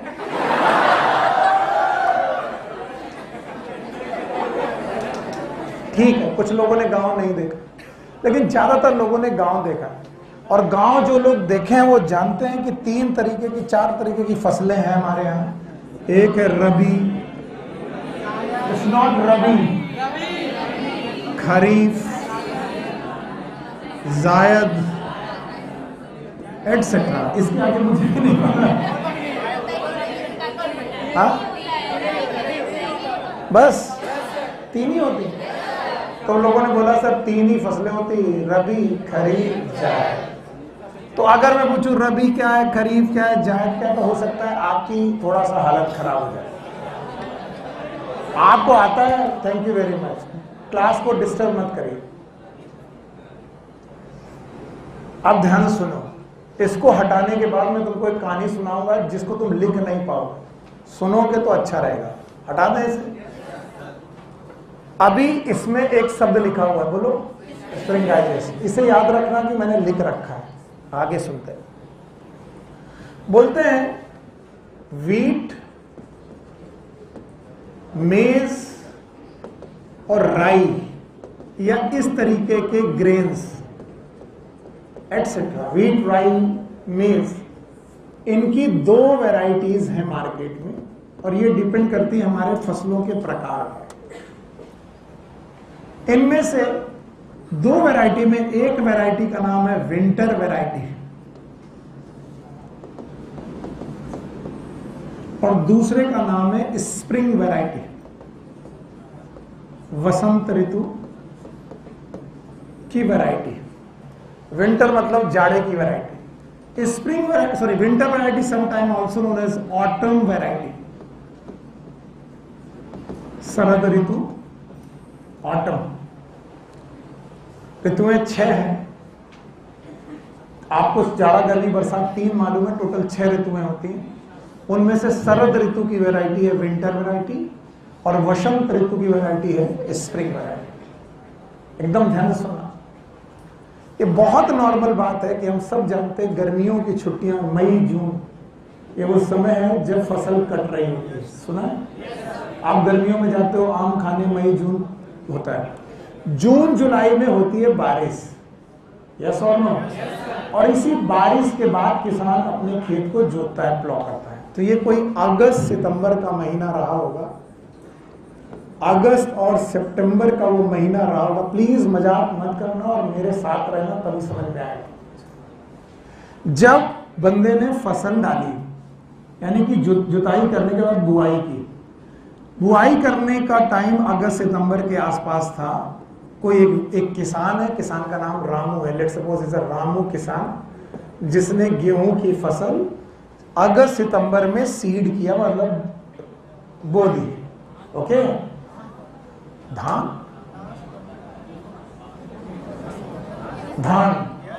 चलो धान ले लो, धान मतलब चावल, वॉट एवर यू वांट। मैं आपको एक वैरायटी की बात कर रहा हूँ, धान वान की सब दिमाग मत करो, यही बोलो। अगस्त सितंबर के समय की एक वैरायटी आपने ली, सितंबर के बाद क्या आया? अक्टूबर, अक्टूबर के बाद थैंक यू, नवंबर के बाद वाह शाबाश, फिर अरे वाह, फिर अप्रैल, फिर मई और फिर जून। बहुत बड़ी बात बता दी आपने, थैंक यू, आपने इतनी मदद की। अब सुनो, ये फसलें जब अगस्त सितंबर में बोई गई तो इनके अंकुरण अक्टूबर की शुरुआत में निकले। अंकुरण मतलब सीडलिंग्स, छोटे छोटे प्लांट निकले खेत में, सितंबर अक्टूबर के बीच। इसका मतलब अक्टूबर से नवंबर, नवंबर से दिसंबर, दिसंबर से जनवरी तक ये इसी पौधों की फेज में रहे। किस पौधे की फेज में? सुनो, बर्थ याद है? No sir. नेचुरल डेथ याद है? No sir. याद है? स्पैन याद है? नाम बताओ। बहुत मारेंगे, बोलो। पहला फेज याद है? दूसरा याद है? तीसरा याद है? पहले फेज का नाम वेजिटेटिव फेज, फिर से बोलो। दूसरा रिप्रोडक्टिव, तीसरा सेमेस्टर। सब लोगों ने बोला याद है, याद है? वेजिटेटिव फेज का अंत और रिप्रोडक्टिव फेज की शुरुआत फ्लावरिंग से होती। कैसे? अगर पौधों में क्या निकलने लगे, क्या खत्म, क्या शुरू, तो ये अक्टूबर, नवंबर, दिसंबर, जनवरी तक फ्लावर नहीं किया, यानी पूरा वेजिटेटिव फेज खत्म, लेकिन फ्लावर, और जनवरी के आसपास इसमें फ्लावर आने चालू हुए। सबने सुना है वसंत ऋतुओं में फ्लावरिंग बहुत बढ़िया होती है, सुने हो? अरे तुम इस पौधे का नाम सरसों लेके चलो, सरसों, दैट इज राइट। यस और नो? तो आपने सरसों बोई अगस्त सितंबर के आसपास और आपकी फ्लावर निकले जनवरी के आसपास। यस और नो? और जो जनवरी के आसपास फ्लावर निकले, फ्लावर बने रहे फरवरी, यहाँ पर फरवरी में बसंत पंचमी आती है, और मार्च के आसपास फसल पकने लगी, और पकने लगी तभी आ गई होली। क्या आ गई? होली कब है? होली मार्च। हम गब्बर सिंह नहीं है। अब होली में तुम खुश हो रहे, अरे वाह फसल पक गई, और इस चक्कर में तुमने हुर्रे किया और तुमने रंग खेला। क्यों रंग खेला? क्योंकि तुम खुश हो, होली है? नहीं, तुम खुश हो तुम्हारी फसलें पक रही, और इसीलिए होली में आप फसलों का भोग लगाते हो अग्नि मैया को। अग्नि समझते हो? गन्ने और बालियां चढ़ाते हो। यस और नो? ताकि आप बता रहे हो कि हमारी फसलों को अच्छे से पकाना, आप अग्नि दे रहे हो। इसका मतलब है मार्च इस त्योहार, जो होली का त्योहार, ये बदतमीजियों के लिए नहीं है जो तुम करते घूमते, ये इस खुशी में है कि फसलें पक रही। और अप्रैल में आएगा चैत। बोलो कौन? चैत। हिंदी महीनों का पहला महीना। 3 कैलेंडर है, इस्लामिक कैलेंडर, इंडियन कैलेंडर और फॉरेन कैलेंडर। इस्लामिक कैलेंडर अलग चलता है, इंडियन कैलेंडर अलग चलता है, और फॉरेन कैलेंडर जनवरी से चलता है। हमारा पहला महीना है चैत। चैत, बैसाख, आषाढ़, जेठ, आषाढ़, सावन, भादव, कुआर, माघ, पूस। अभी माघ चल रहा, क्या चल रहा? अरे बस आगे हमको नहीं आता। फागुन इज द लास्ट मंथ। देखो तुम मजाक करने लगे, फागुन इज द लास्ट, वो आखिरी महीना है जब हम फसलों की पकने पर खुशी मना रहे हो, वाह मजा आ गया। वो कौन है? मार्च। मजाक सुनो, मजाक मत करो, सुनो ध्यान से। अभी अप्रैल में आने पर आपने कहा फसलें पक गई, और आप मई जून तक इसे काट लेते हैं, हार्वेस्ट कर लेते हैं, और हार्वेस्ट करने के बाद जून तक आप बरसात के पहले पहले घरों में इसको स्टोर कर लेते हैं। ये हर किसान करता है। बारिश के पहले थ्रेसिंग हो जानी चाहिए, वरना पड़ी पड़ी फसलें खराब हो जाएगी। इतना तो किसानी सबको आती है। इस वैरायटी का नाम विंटर वैरायटी है। क्यों? क्योंकि इसने वेजिटेटिव फेज पूरा करने के लिए पूरा विंटर ले लिया, अक्टूबर, नवंबर, दिसंबर, जनवरी तक ये वेजिटेटिव फेज में पड़ा रहा। किस फेज में? वेजिटेटिव, यानी वेजिटेटिव फेज इसने गुजारी सर्दियों में। किसमें? क्यों? वेजिटेटिव फेज में क्या क्या मिला इसे? अक्टूबर, नवंबर, दिसंबर, जनवरी। और अगर वेजिटेटिव फेज पूरी ना होती तो रिप्रोडक्टिव, और रिप्रोडक्टिव ना आती तो फ्लावरिंग। और वेजिटेटिव फेज पूरी करने के लिए क्या चाहिए? सर्दियां। इसका मतलब है विंटर वैरायटी को, किसको? विंटर वैरायटी को फ्लावरिंग करने के लिए सर्दियों का वेजिटेटिव फेज चाहिए। गर्मियों की सर्दियों, और सर्दियों का वेजिटेटिव फेज पाने के लिए उनको बोना सर्दियों में चाहिए कि सर्दियों के पहले? सर्दियों के पहले। तो विंटर वैरायटी हमेशा विंटर में बोई जाती है कि विंटर के पहले? And that's why they are known as winter variety और ऑटम वैरायटी। सोचिए, विंटर वैरायटी को पक करके घर तक आने में कितने महीने? 1 2 3 4 5 6 7 8 9 10, एटलीस्ट 10 महीने चाहिए। 10 महीने कम से कम चाहिए इस फसल को पक कर घर तक हार्वेस्ट कर तक आने के लिए। ये किसान कौन है? रामू। और रामू जानता है अगर फसलों को ग्रोथ नहीं किया तो फ्लावर नहीं आएगा, फ्लावर नहीं आए तो बालियां, और बालियां नहीं आए तो सीड और ग्रेन नहीं बने। इसलिए फ्लावरिंग करने के लिए पौधे को कौन से फेज खत्म करने सॉरी वेजिटेटिव फेज के लिए इसे क्या चाहिए? जाड़ा। और जाड़ा कौन से महीनों का? अक्टूबर, नवंबर, दिसंबर। और जिस साल जाड़ा थोड़ा कम पड़ता है, फसलों की पैदावार कम हो जाए, तो जब हम कहते भगवान बड़ा जाड़ा पड़ रहा है, थोड़ी जाड़ा कम कर दो, तो किसान कहता चुप रहे। जाड़ा कम हो गया तो फसल बर्बाद हो जाए। जाड़ा ज्यादा भी नहीं चाहिए, कम भी नहीं चाहिए, क्योंकि जाड़े की वजह से फ्लावरिंग अच्छी होगी, फ्लावरिंग अच्छी होगी। और अगर फ्लावरिंग अच्छी हुई तो पैदावार भी अच्छी होगी। क्या कम कर रहे हो? क्या किसके बाद आता है रिप्रोडक्टिव फेज? वेजिटेटिव। और एक किसान है सुनील, दैट्स मी। ये रामू है बेचारा मेहनत कश, और एक बहुत ही आलसी किसान। कौन? सुनील। मैं। ये कहता है कि तुम बोलो बेटा अगस्त में, सितंबर में, अक्टूबर में, नवंबर में। ये कहता है कि हम तब तक मौज करेंगे। ये अगस्त सितंबर में बेटा जोत रहा खेत, ये अपना खा रहा पी रहा घूम रहा। सितंबर अक्टूबर निकल गया, बोले ठीक है तुम बुआई करो, हम तो अपना लेटे घर में।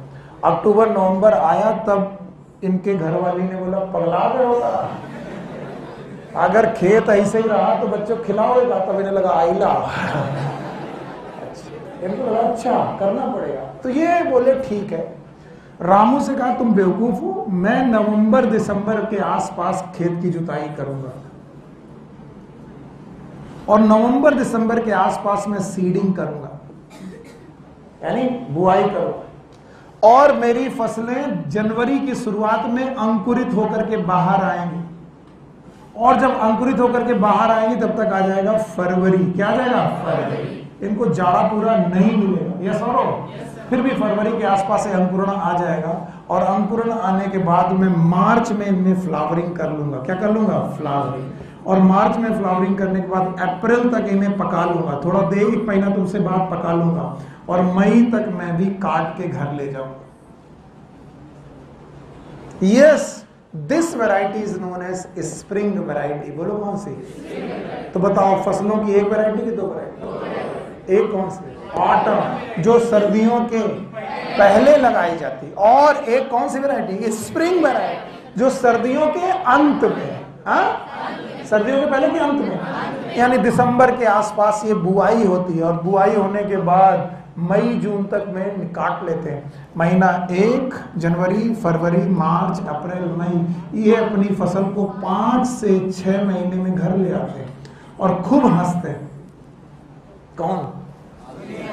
रामोस कहते हैं हे मूर्ख रामू, जो काम तुम 10 महीने में करते हो वो मैं 5 महीने से 6 महीने में कर लेता हूं, फसल सेम है। रामू कहता भैया तुम पढ़े लिखे किसान हो, हमारे बाप दादा यही कह के गए हैं, हम इसी से काम चला रहे हैं। अच्छा, रामू अपने हिसाब से सही है। क्यों सही है? क्योंकि रामू 1 बीघे खेत में 8 क्विंटल गेहूं उगा रहा है, और सुनील सर उसी के बगल वाले खेत में सेम मिट्टी, वही एक तरह के 1 बीघे में केवल 3 क्विंटल उगा रहे हैं। और ये सुनील सर को मालूम नहीं, सुनील सर इसी बात पे खुश है कि ये बेवकूफ 10 महीने लगाता है, मैं देखो 5 महीने में फसल ले आता हूँ। तो मैं एक दिन रामू को छेड़ने लगा, रामू तुम बहुत मूर्ख हो, अगस्त सितंबर से चालू करते हो, मई में काटते हो, हम दिसंबर जनवरी में चालू करते हैं, मई में काटते हैं। रामू ने कहा देखो हम मूर्ख नहीं है, हम तुमसे उलझते नहीं, तुम हो बेवकूफ आदमी। हमने कहा कैसे बेवकूफ है, हमको तो बुरी लग जाती बात, हमको तुमने बेवकूफ कैसे कहा, हम तुम्हें बेवकूफ कह, तुम हमको बेवकूफ कह रहे। बोले हाँ आप बेवकूफ हो। बोले कैसे? बोले तुम्हारे 1 बीघे में कितनी? तो हमने कहा 3 क्विंटल। बेटा मेरे 1 बीघे में कितना? 8। अब रामू तो दर्द दे के चला गया। तो हमने पता लगाया कि रामू कर क्या रहा है। रामू ये कर रहा है कि वो अपनी वैरायटीज अच्छी यूज कर रहा है और सीड की ब्रीड अच्छी यूज कर रहा है। और वो ब्रीड कौन सी है? विंटर। बोलो कौन? और उसका प्रोडक्शन कम की ज्यादा? लेकिन स्प्रिंग ब्रीड का, स्प्रिंग वैरायटी का प्रोडक्शन ज्यादा की कम? तो हमने कहा तो क्या हुआ अगर मैं अपने बीजों के साथ के बजाय रामू के बीज उगा दूं? तो बताओ जब बीज सेम होंगे तो प्रोडक्शन भी सेम होगा। फिर से सुनो वरना यहीं मरोगे। मैंने कहा रामू के बीज अच्छे हैं तभी तो 1 बीघे में कितना, और मेरे बीज खराब हैं तभी तो 1 बीघे में। तो मैंने कहा रामू वाले बीज ही मैं उगाऊंगा। और हालत नहीं सुधारी मैंने, आलसी का आलसी बना हूं मैंने रामू से कहा ठीक है अगली साल कंपटीशन करेंगे। बोले ठीक है सर कर लेना। रामू ने अगली साल फिर से चालू किया। कब से? और वो बेचारा लकीर पीटता रहा मई तक। मैंने कहा मैं फिर भी कब उगाऊंगा? दिसंबर जनवरी। पर मैंने सीड बदल दिए। अब की बार मैंने विंटर वैरायटी लगा दी। कौन सी? और जब मैंने विंटर वैरायटी लगाई तो याद रखना इसको ग्रो करने में, अंकुरण होने में टाइम लगता है। ये जनवरी के लास्ट तक बाहर आई है ना, और फरवरी में जब ये बाहर आई तो इसको 4 महीने सर्दियां चाहिए थी। कितने? 4। और फरवरी के बाद क्या आ गई? मार्च। बताओ सर्दी से मिली कि नहीं मिली? हाँ, क्योंकि फ्लावरिंग करने के लिए विंटर वैरायटी को वेजिटेटिव फेज क्या करनी है? पूरी। और वेजिटेटिव फेज कैसी चाहिए? सर्दी वाली। कब से? अक्टूबर, नवंबर, दिसंबर, जनवरी। कितनी? 4। पर जब मैंने विंटर वैरायटी को फरवरी में लगाया तो मुझे कितने महीने की सर्दी मिली? 1। उसके बाद गर्मी। इसका मतलब विंटर वैरायटी का वेजिटेटिव फेज पूरा हो पाया कि नहीं? बताओ पौधा बाहर निकला लेकिन फ्लावरिंग। चलो मेरे साथ चलो, थोड़ा टाइम लगेगा, हंसी आएगी, लेकिन बताओ बोलो फरवरी के बाद फ्लावरिंग, अप्रैल, मई, जून, जुलाई, अगस्त, सितंबर, अक्टूबर, नवंबर, सर्दी आई, दिसंबर, जनवरी, फरवरी। उसी फरवरी में फ्लावरिंग हुई कि अगली? तो ये समय कम लगा रहे थे, इनसे बड़ा मूर्ख तो ज्यादा होशियार कौआ। समझ रहे हो? रामू ने कहा कि सर आप होगे अच्छे टीचर, किसान अच्छे, आप केवल आलस छोड़ो और विंटर वैरायटी को अगस्त में वो प्रोडक्शन कितना लो? 8 क्विंटल। और लेकिन ये आदमी जिद्दी है। उसने कहा ठीक है। हमने सीड से पूछा भैया रामू के खेत में तुम फ्लावरिंग जनवरी में कर दिए थे, हमारे खेत में फ्लावरिंग काहे नहीं की? तो सीड ने कहा सुनील सर हमें फ्लावरिंग के लिए चाहिए ठंडी। क्या चाहिए? ठंडी। कितने महीने की? 4। और आपने हमें कितना दिया? 1 महीने। इसलिए हमने दूसरे साल की ठंडी यूज की। तो हमने कहा तुम्हें ठंडी चाहिए? बोले हाँ। बोले हमने बस मामला खत्म। अब हमने रामू से कहा एक बार सर, फिर तीसरा साल आया, रामू फिर लकीर की फकीर, अगस्त, सितंबर, हम फिर सो रहे। और अब की बार हमने लिया रेफ्रिजरेटर। क्या लिया? रेफ्रिजरेटर। बोलो क्या लिया? फ्रिज। और फ्रिज में गीले कर दिए सीड। सीड कैसे किए? गीले। और उनमें निकल आया अंकुरण। हाँ, और इसको 1 महीना तक ठंडी दी हमने, क्योंकि इसने क्या कहा था? हमको क्या चाहिए? ठंडी। तो हमने कहा ठंडी तुम्हें खेत में मिले चाहे फ्रिज में मिले, हमने अपने सीड को लो टेम्परेचर पे रखा, लो टेम्परेचर। इधर सीड हमारा लो टेम्परेचर में मजे कर रहा, कहाँ, रेफ्रिजरेटर में, और इधर हम अपना चारपाई में बैठे आराम कर रहे, और रामू हंस रहा कि सुनील सर फिर फंसेंगे। पर हमें अपने दिमाग पे बिल्कुल कॉन्फिडेंस था। अच्छा, फिर आया दिसंबर जनवरी, यस और नो?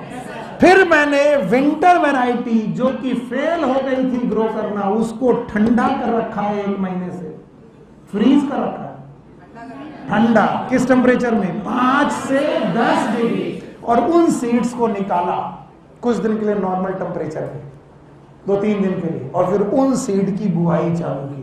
और ये कौन सी वैरायटी? विंटर। और यकीन मानिए विंटर वैरायटी फरवरी में फ्लावरिंग कर गई, यस और नो? मार्च तक पक गई, मई तक काट ली गई, और 1 बीघे में कितने क्विंटल? 8 क्विंटल। अब रामू को बुलाया, इधर आओ।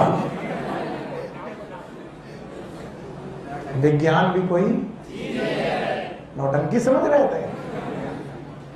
तो बोला कैसे हुआ?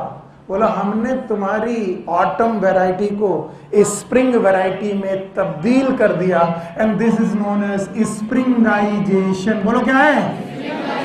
यानी विंटर वैरायटी का स्प्रिंग वैरायटी में हो जाना, it is springisation, also known as vernalisation. मैंने कहा था वर्नलाइजेशन का दूसरा नाम क्या है? स्प्रिंगाइजेशन। क्यों? क्योंकि मैंने आपके वेजिटेटिव फेज को, किस फेज को, बड़ा कर दिया कि छोटा? कैसे? चिलिंग ट्रीटमेंट, कैसा ट्रीटमेंट? चिलिंग। तो अब उन्हें वेजिटेटिव फेज ज्यादा लगेगा कि कम? और कम लगेगा तो कम समय में फ्लावरिंग कर देंगे, यस और नो? स्प्रिंगाइजेशन का मतलब समझते हो? स्प्रिंगीकरण, वसंतीकरण, बसंती नहीं। जैसे बोला जाता है अमेरिकाइजेशन, क्या बोलो? जैसे इंडियन यूथ का, आप लोगों का अमेरिकाइजेशन हो रहा है। आप अपने अंदर एक अमेरिका लिए घूम रहे हो। आपसे बोला जाए मोहम्मद रफी, बोले ये कौन होता है? आप बोले सर मैं तो सुन रहा हूँ सर एमिनेम, और क्या नाम होता है, जस्टिन बीबर। और जो अपना न रहता है, ना दूसरे का रहता है, ना घर का रहता है, ना घाट का। चुपचाप किशोर कुमार सुनो। तो आप अमेरिकाइजेशन है। आप 14 जनवरी भूल गए हो और 14 फरवरी याद है आपको। खिचड़ी भूल गए? 14 जनवरी खिचड़ी, और तुम्हें 14 फरवरी याद है। That is known as Americanisation. और जो लोग अपनी जड़ें भूलते हैं वो ना घर के रहते हैं। तो इस महीने आप लोग कोई भी बदतमीजी करेंगे। राजन तुम तो कर भी नहीं पाओगे।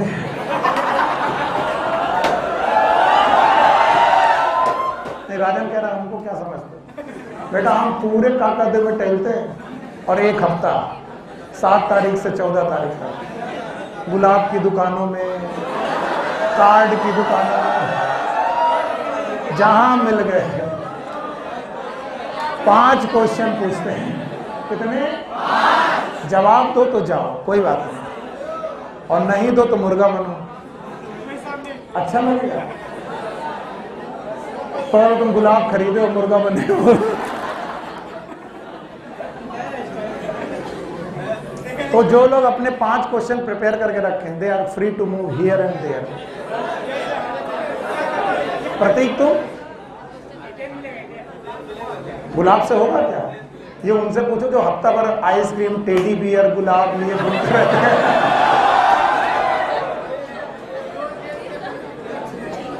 ऐसे ऐसे डे होते हैं, स्लैब डे, और उस दिन मैं सबको थप्पड़ मारता हूं। बच्चों, जब तक पढ़ाई चले, बी सीरियस। ये सब जिंदगी में हर साल आएगा, यस और नो? और जो लोग इन सब पे बिजी रहेंगे उनके पार हर साल आएगा, लेकिन सिलेक्शन। तो कुछ चीजों के लिए कॉस्ट और बेनिफिट का रूल याद रखना। क्या हमने अपनी विंटर वैरायटी को स्प्रिंग वैरायटी में चेंज कर दिया? और ये कैसे किया?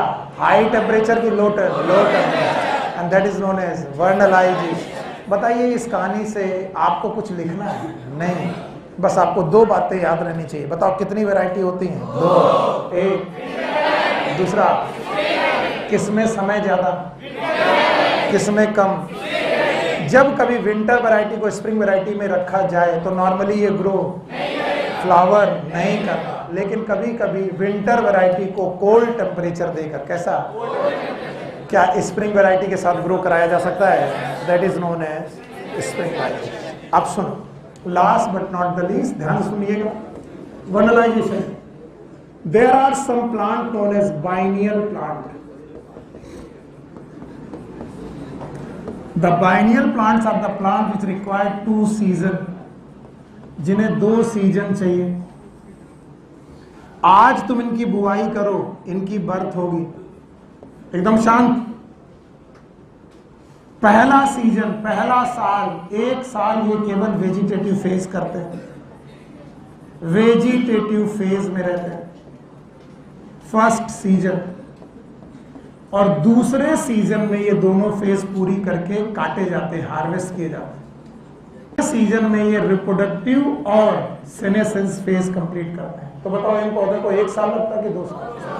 अब मुझे कोई जुगाड़ बताओ जिससे मैं इनका वेजिटेटिव फेज छोटा कर दूं। वर्नलाइजेशन, फिर से बोलो। और अगर मैंने इनका वेजिटेटिव फेज छोटा कर दिया तो मान लीजिए इनका ये 10 महीने का था पहला सीजन, दूसरा 10 महीने का था, टोटल इनको ग्रो करने में कितने लग रहे थे? 20 में। और मैंने 10 महीने का टाइम 2 महीने कर दिया, और ये 10 महीने रहा, तो 10 और 2, तो बताओ 1 साल में ये फसल ग्रो कर पाएंगे? यस। कैसे? तो क्या बाइनियल पौधों को एनुअल की तरह ग्रो कराया जा सकता है? By the use of cold treatment. कैसा treatment? And this cold treatment is known as chilling treatment, and the chilling treatment is also known as vernalization.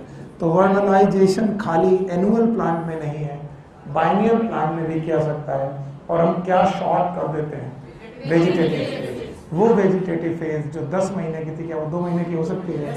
ताकि हम फ्लावरिंग देर से कर सकें कि जल्दी? और अगर फ्लावरिंग जल्दी हो गई तो बताओ ये पकेंगे भी जल्दी, काटे भी जाएंगे जल्दी, और इस तरीके से वर्नलाइजेशन। और एक और बात, वर्नलाइजेशन के लिए प्लांट नहीं, सीड चाहिए। क्या चाहिए?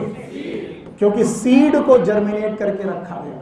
आपने सुना नहीं, फिर से बताओ, क्या चाहिए? सीड। तो इसका मतलब लो टेम्परेचर आप प्लांट को दे रहे हो कि सीड को?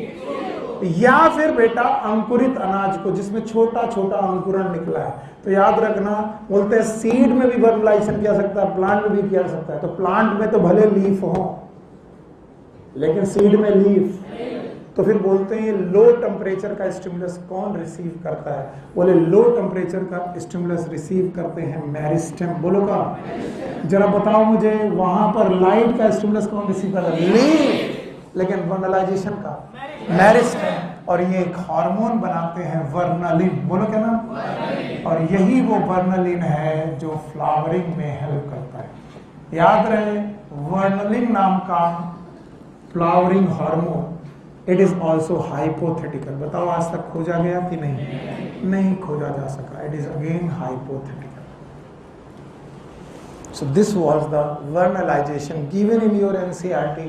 एनसीईआरटी में तो बहुत कम दिया है, मैंने उसको बहुत ज़्यादा बहुत ज़्यादा एक्सप्लेन करके पढ़ाया है।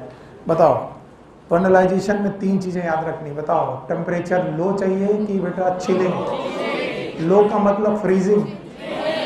क्या क्वांटिटी और क्वालिटी दोनों में चाहिए? कितनी quantity? It is a quality 5 to 10 और क्वांटिटी 1-20 से 1 महीने तक। कहाँ पर? खेत में, रेफ्रिजरेट। चिलिंग ट्रीटमेंट कहाँ कर रहे हो? रेफ्रिजरेट। सीड का कर रहे हो, इसका मतलब मेरिस्टेमेटिक टिश्यू में है। बताओ, क्या ये 2 वैरायटीज जो हैं वो वीट में हो सकती हैं, राई में हो सकती है, मेज में हो सकती है?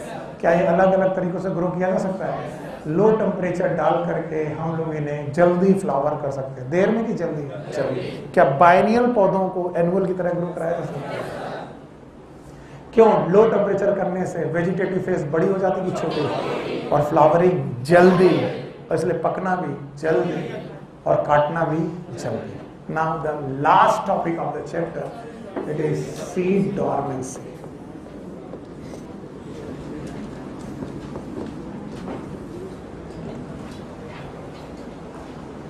ओके, पहले तो कुछ नॉर्मल बातें, नॉर्मल सीड की बात करते हैं। जब भी कोई नॉर्मल सीड राइपेंड हो जाता है, पक जाता है, सुन लो यार, तो पकने के दौरान इसमें दो प्रोसेस होते हैं। एक डिहाइड्रेशन, यानी वो सीड सूखने लगता है। चना जब पक जाएगा हरा रहेगा कि भूरा होगा? क्यों? क्योंकि उसका पानी बढ़ रहा कि कम हो रहा? कम हो रहा है। Dehydration and desiccation.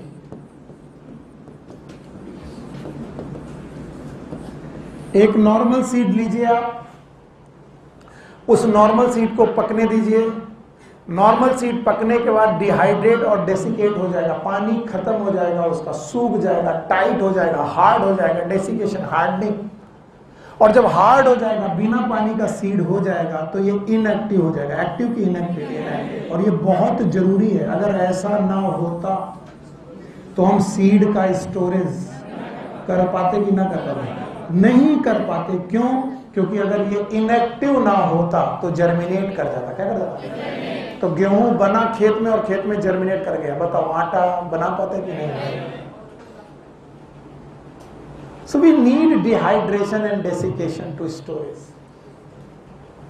तो हमने डिहाइड्रेशन और डेसिकेशन की वजह से इनएक्टिव हो गया। इनएक्टिव का मतलब इसके एंजाइम जितने थे वो सब इनएक्टिव है, एंजाइम इनएक्टिविटी आ गई।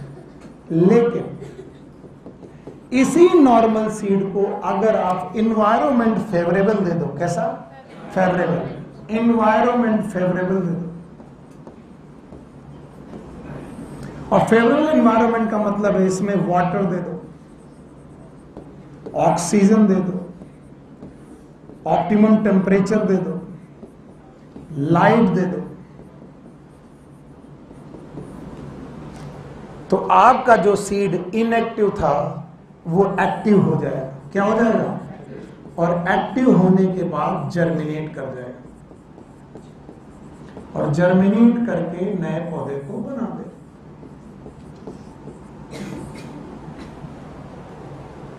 सो these are the normal seed. ये नॉर्मल सीड बनने की प्रक्रिया है। इसमें कहीं कोई डॉर्मेंसी ऑर्मेंसी शब्द यूज नहीं करना। नॉर्मल सीड जब भी पकते हैं वो पानी खत्म करते हैं, हार्ड होने लगते हैं, डिहाइड्रेशन और डेसिकेशन होने लगता है, और इसलिए वो क्या होने लगते हैं? इनएक्टिव। उन्हें स्टोर किया जा सकता है, लेकिन जैसे ही एनवायरनमेंट से उन्हें क्या मिलेगा? पानी। इसीलिए आपकी मम्मा जहां पर भी गेहूं रख रही वहां मॉइस्चर जाने दे रही है। बारिश के समय पर वो जब उनको लगता है एनवायरनमेंट में मॉइस्चर है, उन्हें लग रहा है कि उनका रखा हुआ गेहूं हो सकता है गीला हो गया हो, तो छत में सूखने के लिए डालते। क्यों? ताकि कहीं वो रखे रखे ही जर्मिनेट ना करे। क्योंकि वाटर, ऑक्सीजन, टेम्परेचर, लाइट मिलते ही बताओ आपका सीड बचेगा कि जर्मिनेट कर जाएगा। बट दुनिया में कुछ ऐसे सीड भी हैं जिन्हें हम लोग बोलते हैं डॉर्मेंट सीड। बोलो क्या नाम? ये डॉर्मेंट सीड भी इनएक्टिव सीड है। एक्टिव की inactive? Inactive. These are inactive seed. और इन इनएक्टिव सीड को तुम फेवरेबल एनवायरनमेंट भी दो, एनवायरनमेंट इनका फेवरेबल कर दो, तब भी there is no germination.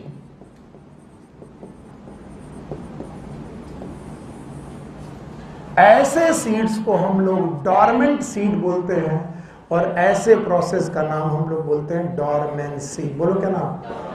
Yes. What is dormancy? It is an indigenous property of seed. Seed की अपनी प्रॉपर्टी की, एनवायरनमेंट की? एनवायरनमेंट की। भैया इसमें एनवायरनमेंट का कोई दोष नहीं है। नॉर्मल सीड होता है तो पानी और उस पर जर्मिनेट हो जाता है। ये सीड कैसा है? इनएक्टिव। बताओ नॉर्मल पानी और ऑक्सीजन डालने पर जर्मिनेट? तो ये बताओ नॉर्मल सीड है कि डॉर्मेंट? इसका मतलब ये डॉर्मेंसी एनवायरनमेंट पे डिपेंड, क्या ये सीड पर डिपेंड करती है? तो what is dormancy? It is a indigenous property of seed. आंतरिक प्रॉपर्टी है किसकी? Seed, which make seed inactive and not germinate even in the favourable environment condition. Environment की फेवरेबल कंडीशन होने के बावजूद भी सीड जर्मिनेट हो रहा कि नहीं जर्मिनेट नहीं। तो what is seed dormancy? You can say it is a indigenous property of the seed, property of seed. ये एनवायरमेंट की प्रॉपर्टी की indigenous, indigenous property of seed which make seed inactive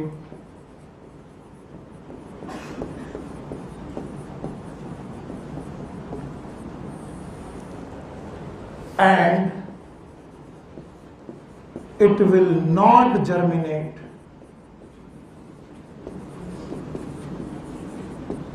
even in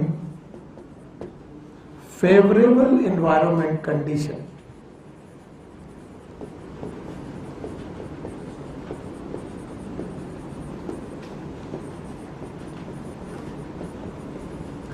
favourable environment condition आने के बावजूद भी ये seed को germinate करेगी कि नहीं करेगी कि नहीं करेगी?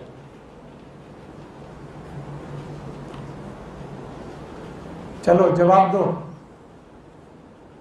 दो पाओगे? चलो मिटा रहा हूं। नॉर्मल सीड याद है? जब पकेगा तो दो प्रोसेस आएंगी, एक और दूसरा सीड इनएक्टिव हो जाएगा, एंजाइम इनएक्टिव हो जाएंगे। लेकिन अगर इन्वायरमेंट फेवरेबल हो तो सीड जर्मिनेट कर जाएगा। ये डोरमेंट सीड है कि नॉर्मल सीड? क्या कोई डोरमेंट सीड भी होते हैं? क्या ये भी डिहाइड्रेट और डेसिकेट करते हैं? डिहाइड्रेट डेसिकेट करने के बाद एक्टिव होगा कि इनएक्टिव? अब इनको इन्वायरमेंट के फेवर में दो, बताओ ये जर्मिनेट होंगे कि नहीं? हाँ होंगे। तो ये नॉर्मल सीड है कि डोरमेंट? और इस सीड, इस प्रॉपर्टी का नाम डोरमेंसी। फिर से बोलो, बताओ डोरमेंसी की डेफिनेशन बता पाओगे? What is dormancy? Environmental property की seed property? It is the property of seed due to which seed become inactive, seed become and not germinate even in favorable environment condition. Environment की favorable condition में भी वो germinate, yes or no? Now the cause, क्या क्या कारण हो सकते हैं? पहला कारण, it is seed coat.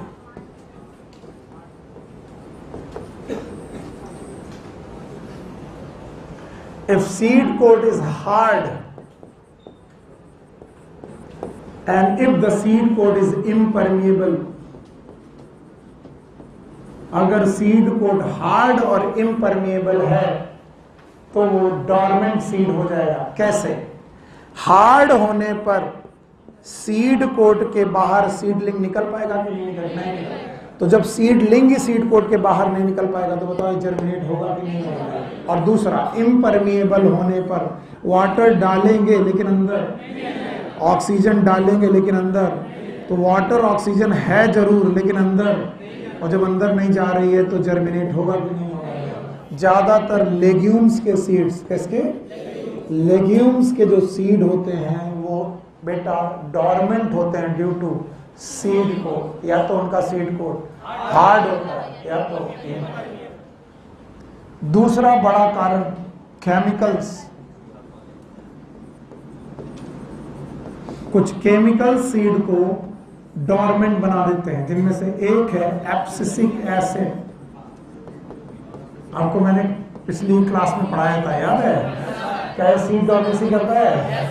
इसके अलावा फिनॉल, फिनोलिक एसिड और फिनॉल, इसके अलावा पैरा एस्कॉर्बिक एसिड। कभी भूल जाना, ऐप के नाम से याद रखना, app APP, A for abscisic acid, P for phenolic acid और पैरा एस्कॉर्बिक एसिड। अगर ये केमिकल सीड में है, सीड एक्टिव की inactive? And the last is immaturity or the immature embryo.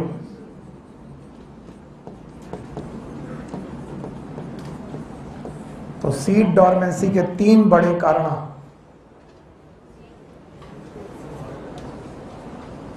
हाँ भाई, पहला सीड कोट, या तो सीड कोट कैसा होता है, hard and impermeable. Hard seed होगा तो सीडलिंग बाहर, इम्परमेबल होगा तो वाटर और ऑक्सीजन अंदर नहीं आएगी, जर्मिनेशन नहीं होगा। ज्यादातर लेग्यूमिनेसी फैमिली के सीड डॉर्मेंट हैं क्योंकि उनके सीड कोट हार्ड और इम्परमेबल। दूसरा केमिकल्स, बोलो कौन कौन, abscisic acid, phenolic acid, para ascorbic acid, APP। अच्छा तीसरा याद है, इट इज इमेच्योर एम्ब्रियो। अगर एम्ब्रियो ही इमेच्योर है तो जर्मिनेट होगा कि नहीं होगा? एम्ब्रियोनल एक्सिस इज मैच्योर कि immature? Immature. These are the 3 cause. हटा दें। नाउ द ट्रीटमेंट, कैसे सुधारें? डॉर्मेंसी का ट्रीटमेंट है और किया जा सकता है। पहला ट्रीटमेंट है नेचुरल स्कैरिफिकेशन, दूसरा है मैकेनिकल स्कैरिफिकेशन।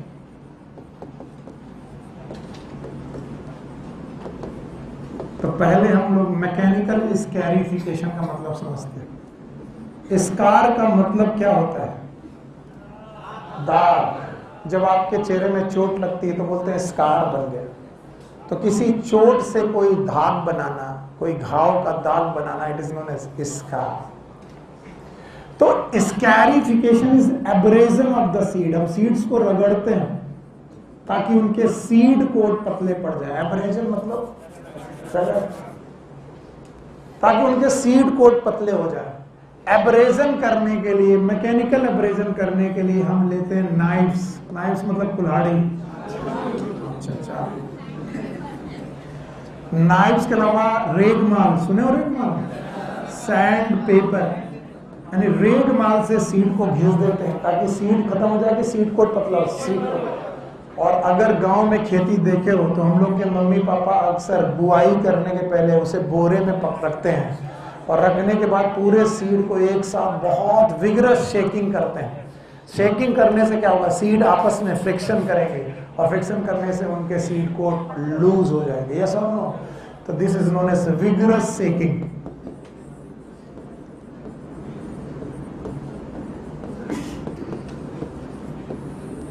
तो ये मैकेनिकल तरीके हैं। मैकेनिकल मतलब जो हम लोग कर सकते हैं। चाकू से एब्रेजन कर सकते हैं, उनके चाकू से उनके सीड को काट सकते हैं। सीड को काटेंगे कि बेटा सीड को? सीड को। दूसरा सैंड पेपर, रेगमाल से उनको हम लोग पतला कर सकते हैं। तीसरा विगरस से, आपने देखा होगा गमछा रहता है उनके पास, बुआई के पहले गमछे में सीड लेंगे, बंद करेंगे बहुत तेजी से। ऐसा करने से क्या होगा? सीड को पतला हो जाएगा। ओके, शांत रहो यार। मैकेनिकल स्कैरिफिकेशन के अलावा there is a natural scarification as well. हम नेचुरली स्कैरिफिकेशन भी कर सकते हैं, यानी नेचुरली उनके सीड कोट को पतला किया सकता है। There are some former helping bacteria, वो सीड के साथ बैक्टीरिया डाले जाते हैं और ये ऐसे बैक्टीरिया हैं जो सेलुलोज को फीड करते हैं। किसको? और seed coat is made up of cellulose, तो उनका सीड कोट लूज पड़ जाता है।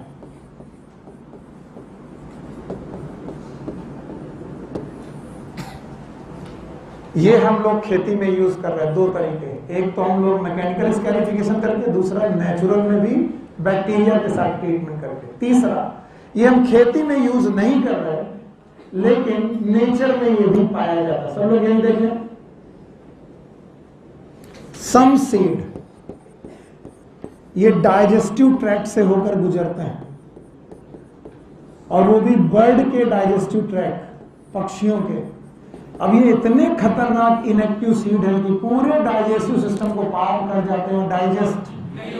डाइजेस्ट ही नहीं होते। चिड़िया खा गई लेकिन डाइजेस्ट नहीं हुए, और डाइजेस्टिव ट्रैक्ट को पार करके उनके फीकल मैटर के बाहर आते हैं और तब आने के बाद वो एक्टिव हो जाते हैं। कैसे हो जाते हैं? एक्टिव। पीपल और बरगद के बीज ऐसे ही है, इसीलिए तुमने पीपल के पेड़ों को दीवालों में पाया। क्यों? क्योंकि दीवार में लोग बुआई करते हैं, फिर पक्षी इन सीड को खाने के बाद बीट करते हैं जो दीवार में गिरती है और दीवार में वो सीड पड़े रहते हैं। और मॉइस्चर पाके दीवारों पे उग जाते हैं। इसका मतलब किसी डाइजेस्टिव ट्रैक्ट से अगर कोई चीज़ गुजर गई तो क्या वो एक्टिव हो जाएगी? यस। तो सीड डाइजेस्टिव ट्रैक्ट से गुजर जाए तो भी एक्टिव हो जाए। So these are the natural way. इसके अलावा देयर आर सम केमिकल्स, कुछ केमिकल्स हैं जो आपकी सीड टॉलरेंसी खत्म कर सकते हैं। इनमें से कुछ हैं नाइट्रेट्स, इसके अलावा जिब्रेलिक एसिड, मैंने पढ़ाया था जिब्रेलिक एसिड एब्सिसिक एसिड के अगेंस्ट काम करता है, याद है? Most of the function of abscisic acid and gibberellic acid are synergistic and antagonistic. एक और हार्मोन बताया था इथाइलिन, याद है? पीनट सीड, याद है? पीनट सीड के जर्मिनेशन में हेल्प करता है। तो बताओ कौन कौन से केमिकल हैं जो आपकी डॉर्मेंसी कम कर देंगे? Nitrate, gibberellic acid, ethylene. तीसरी पंचमो अध्याय, वृंदावन बिहारी लाल, पांचवा अध्याय समाप्त हुआ। इसी के साथ प्लांट फिजियोलॉजी समाप्त हुई और कल से ह्यूमन फिजियोलॉजी। हाँ,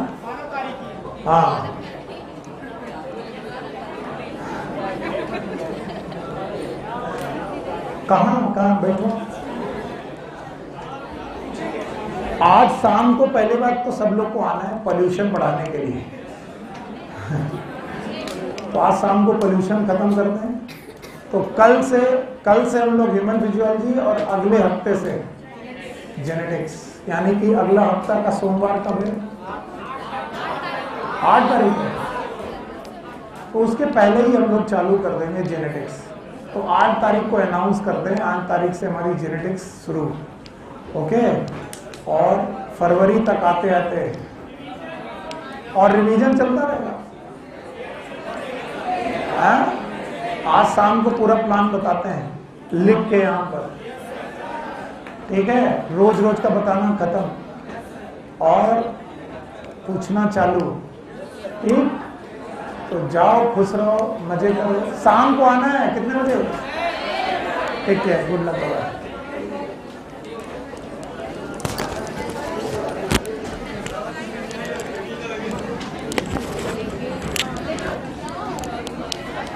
फाइनल वाला, उसके बाद तो पूरी ह्यूमन फिजियो आ रही है 14 तारीख को।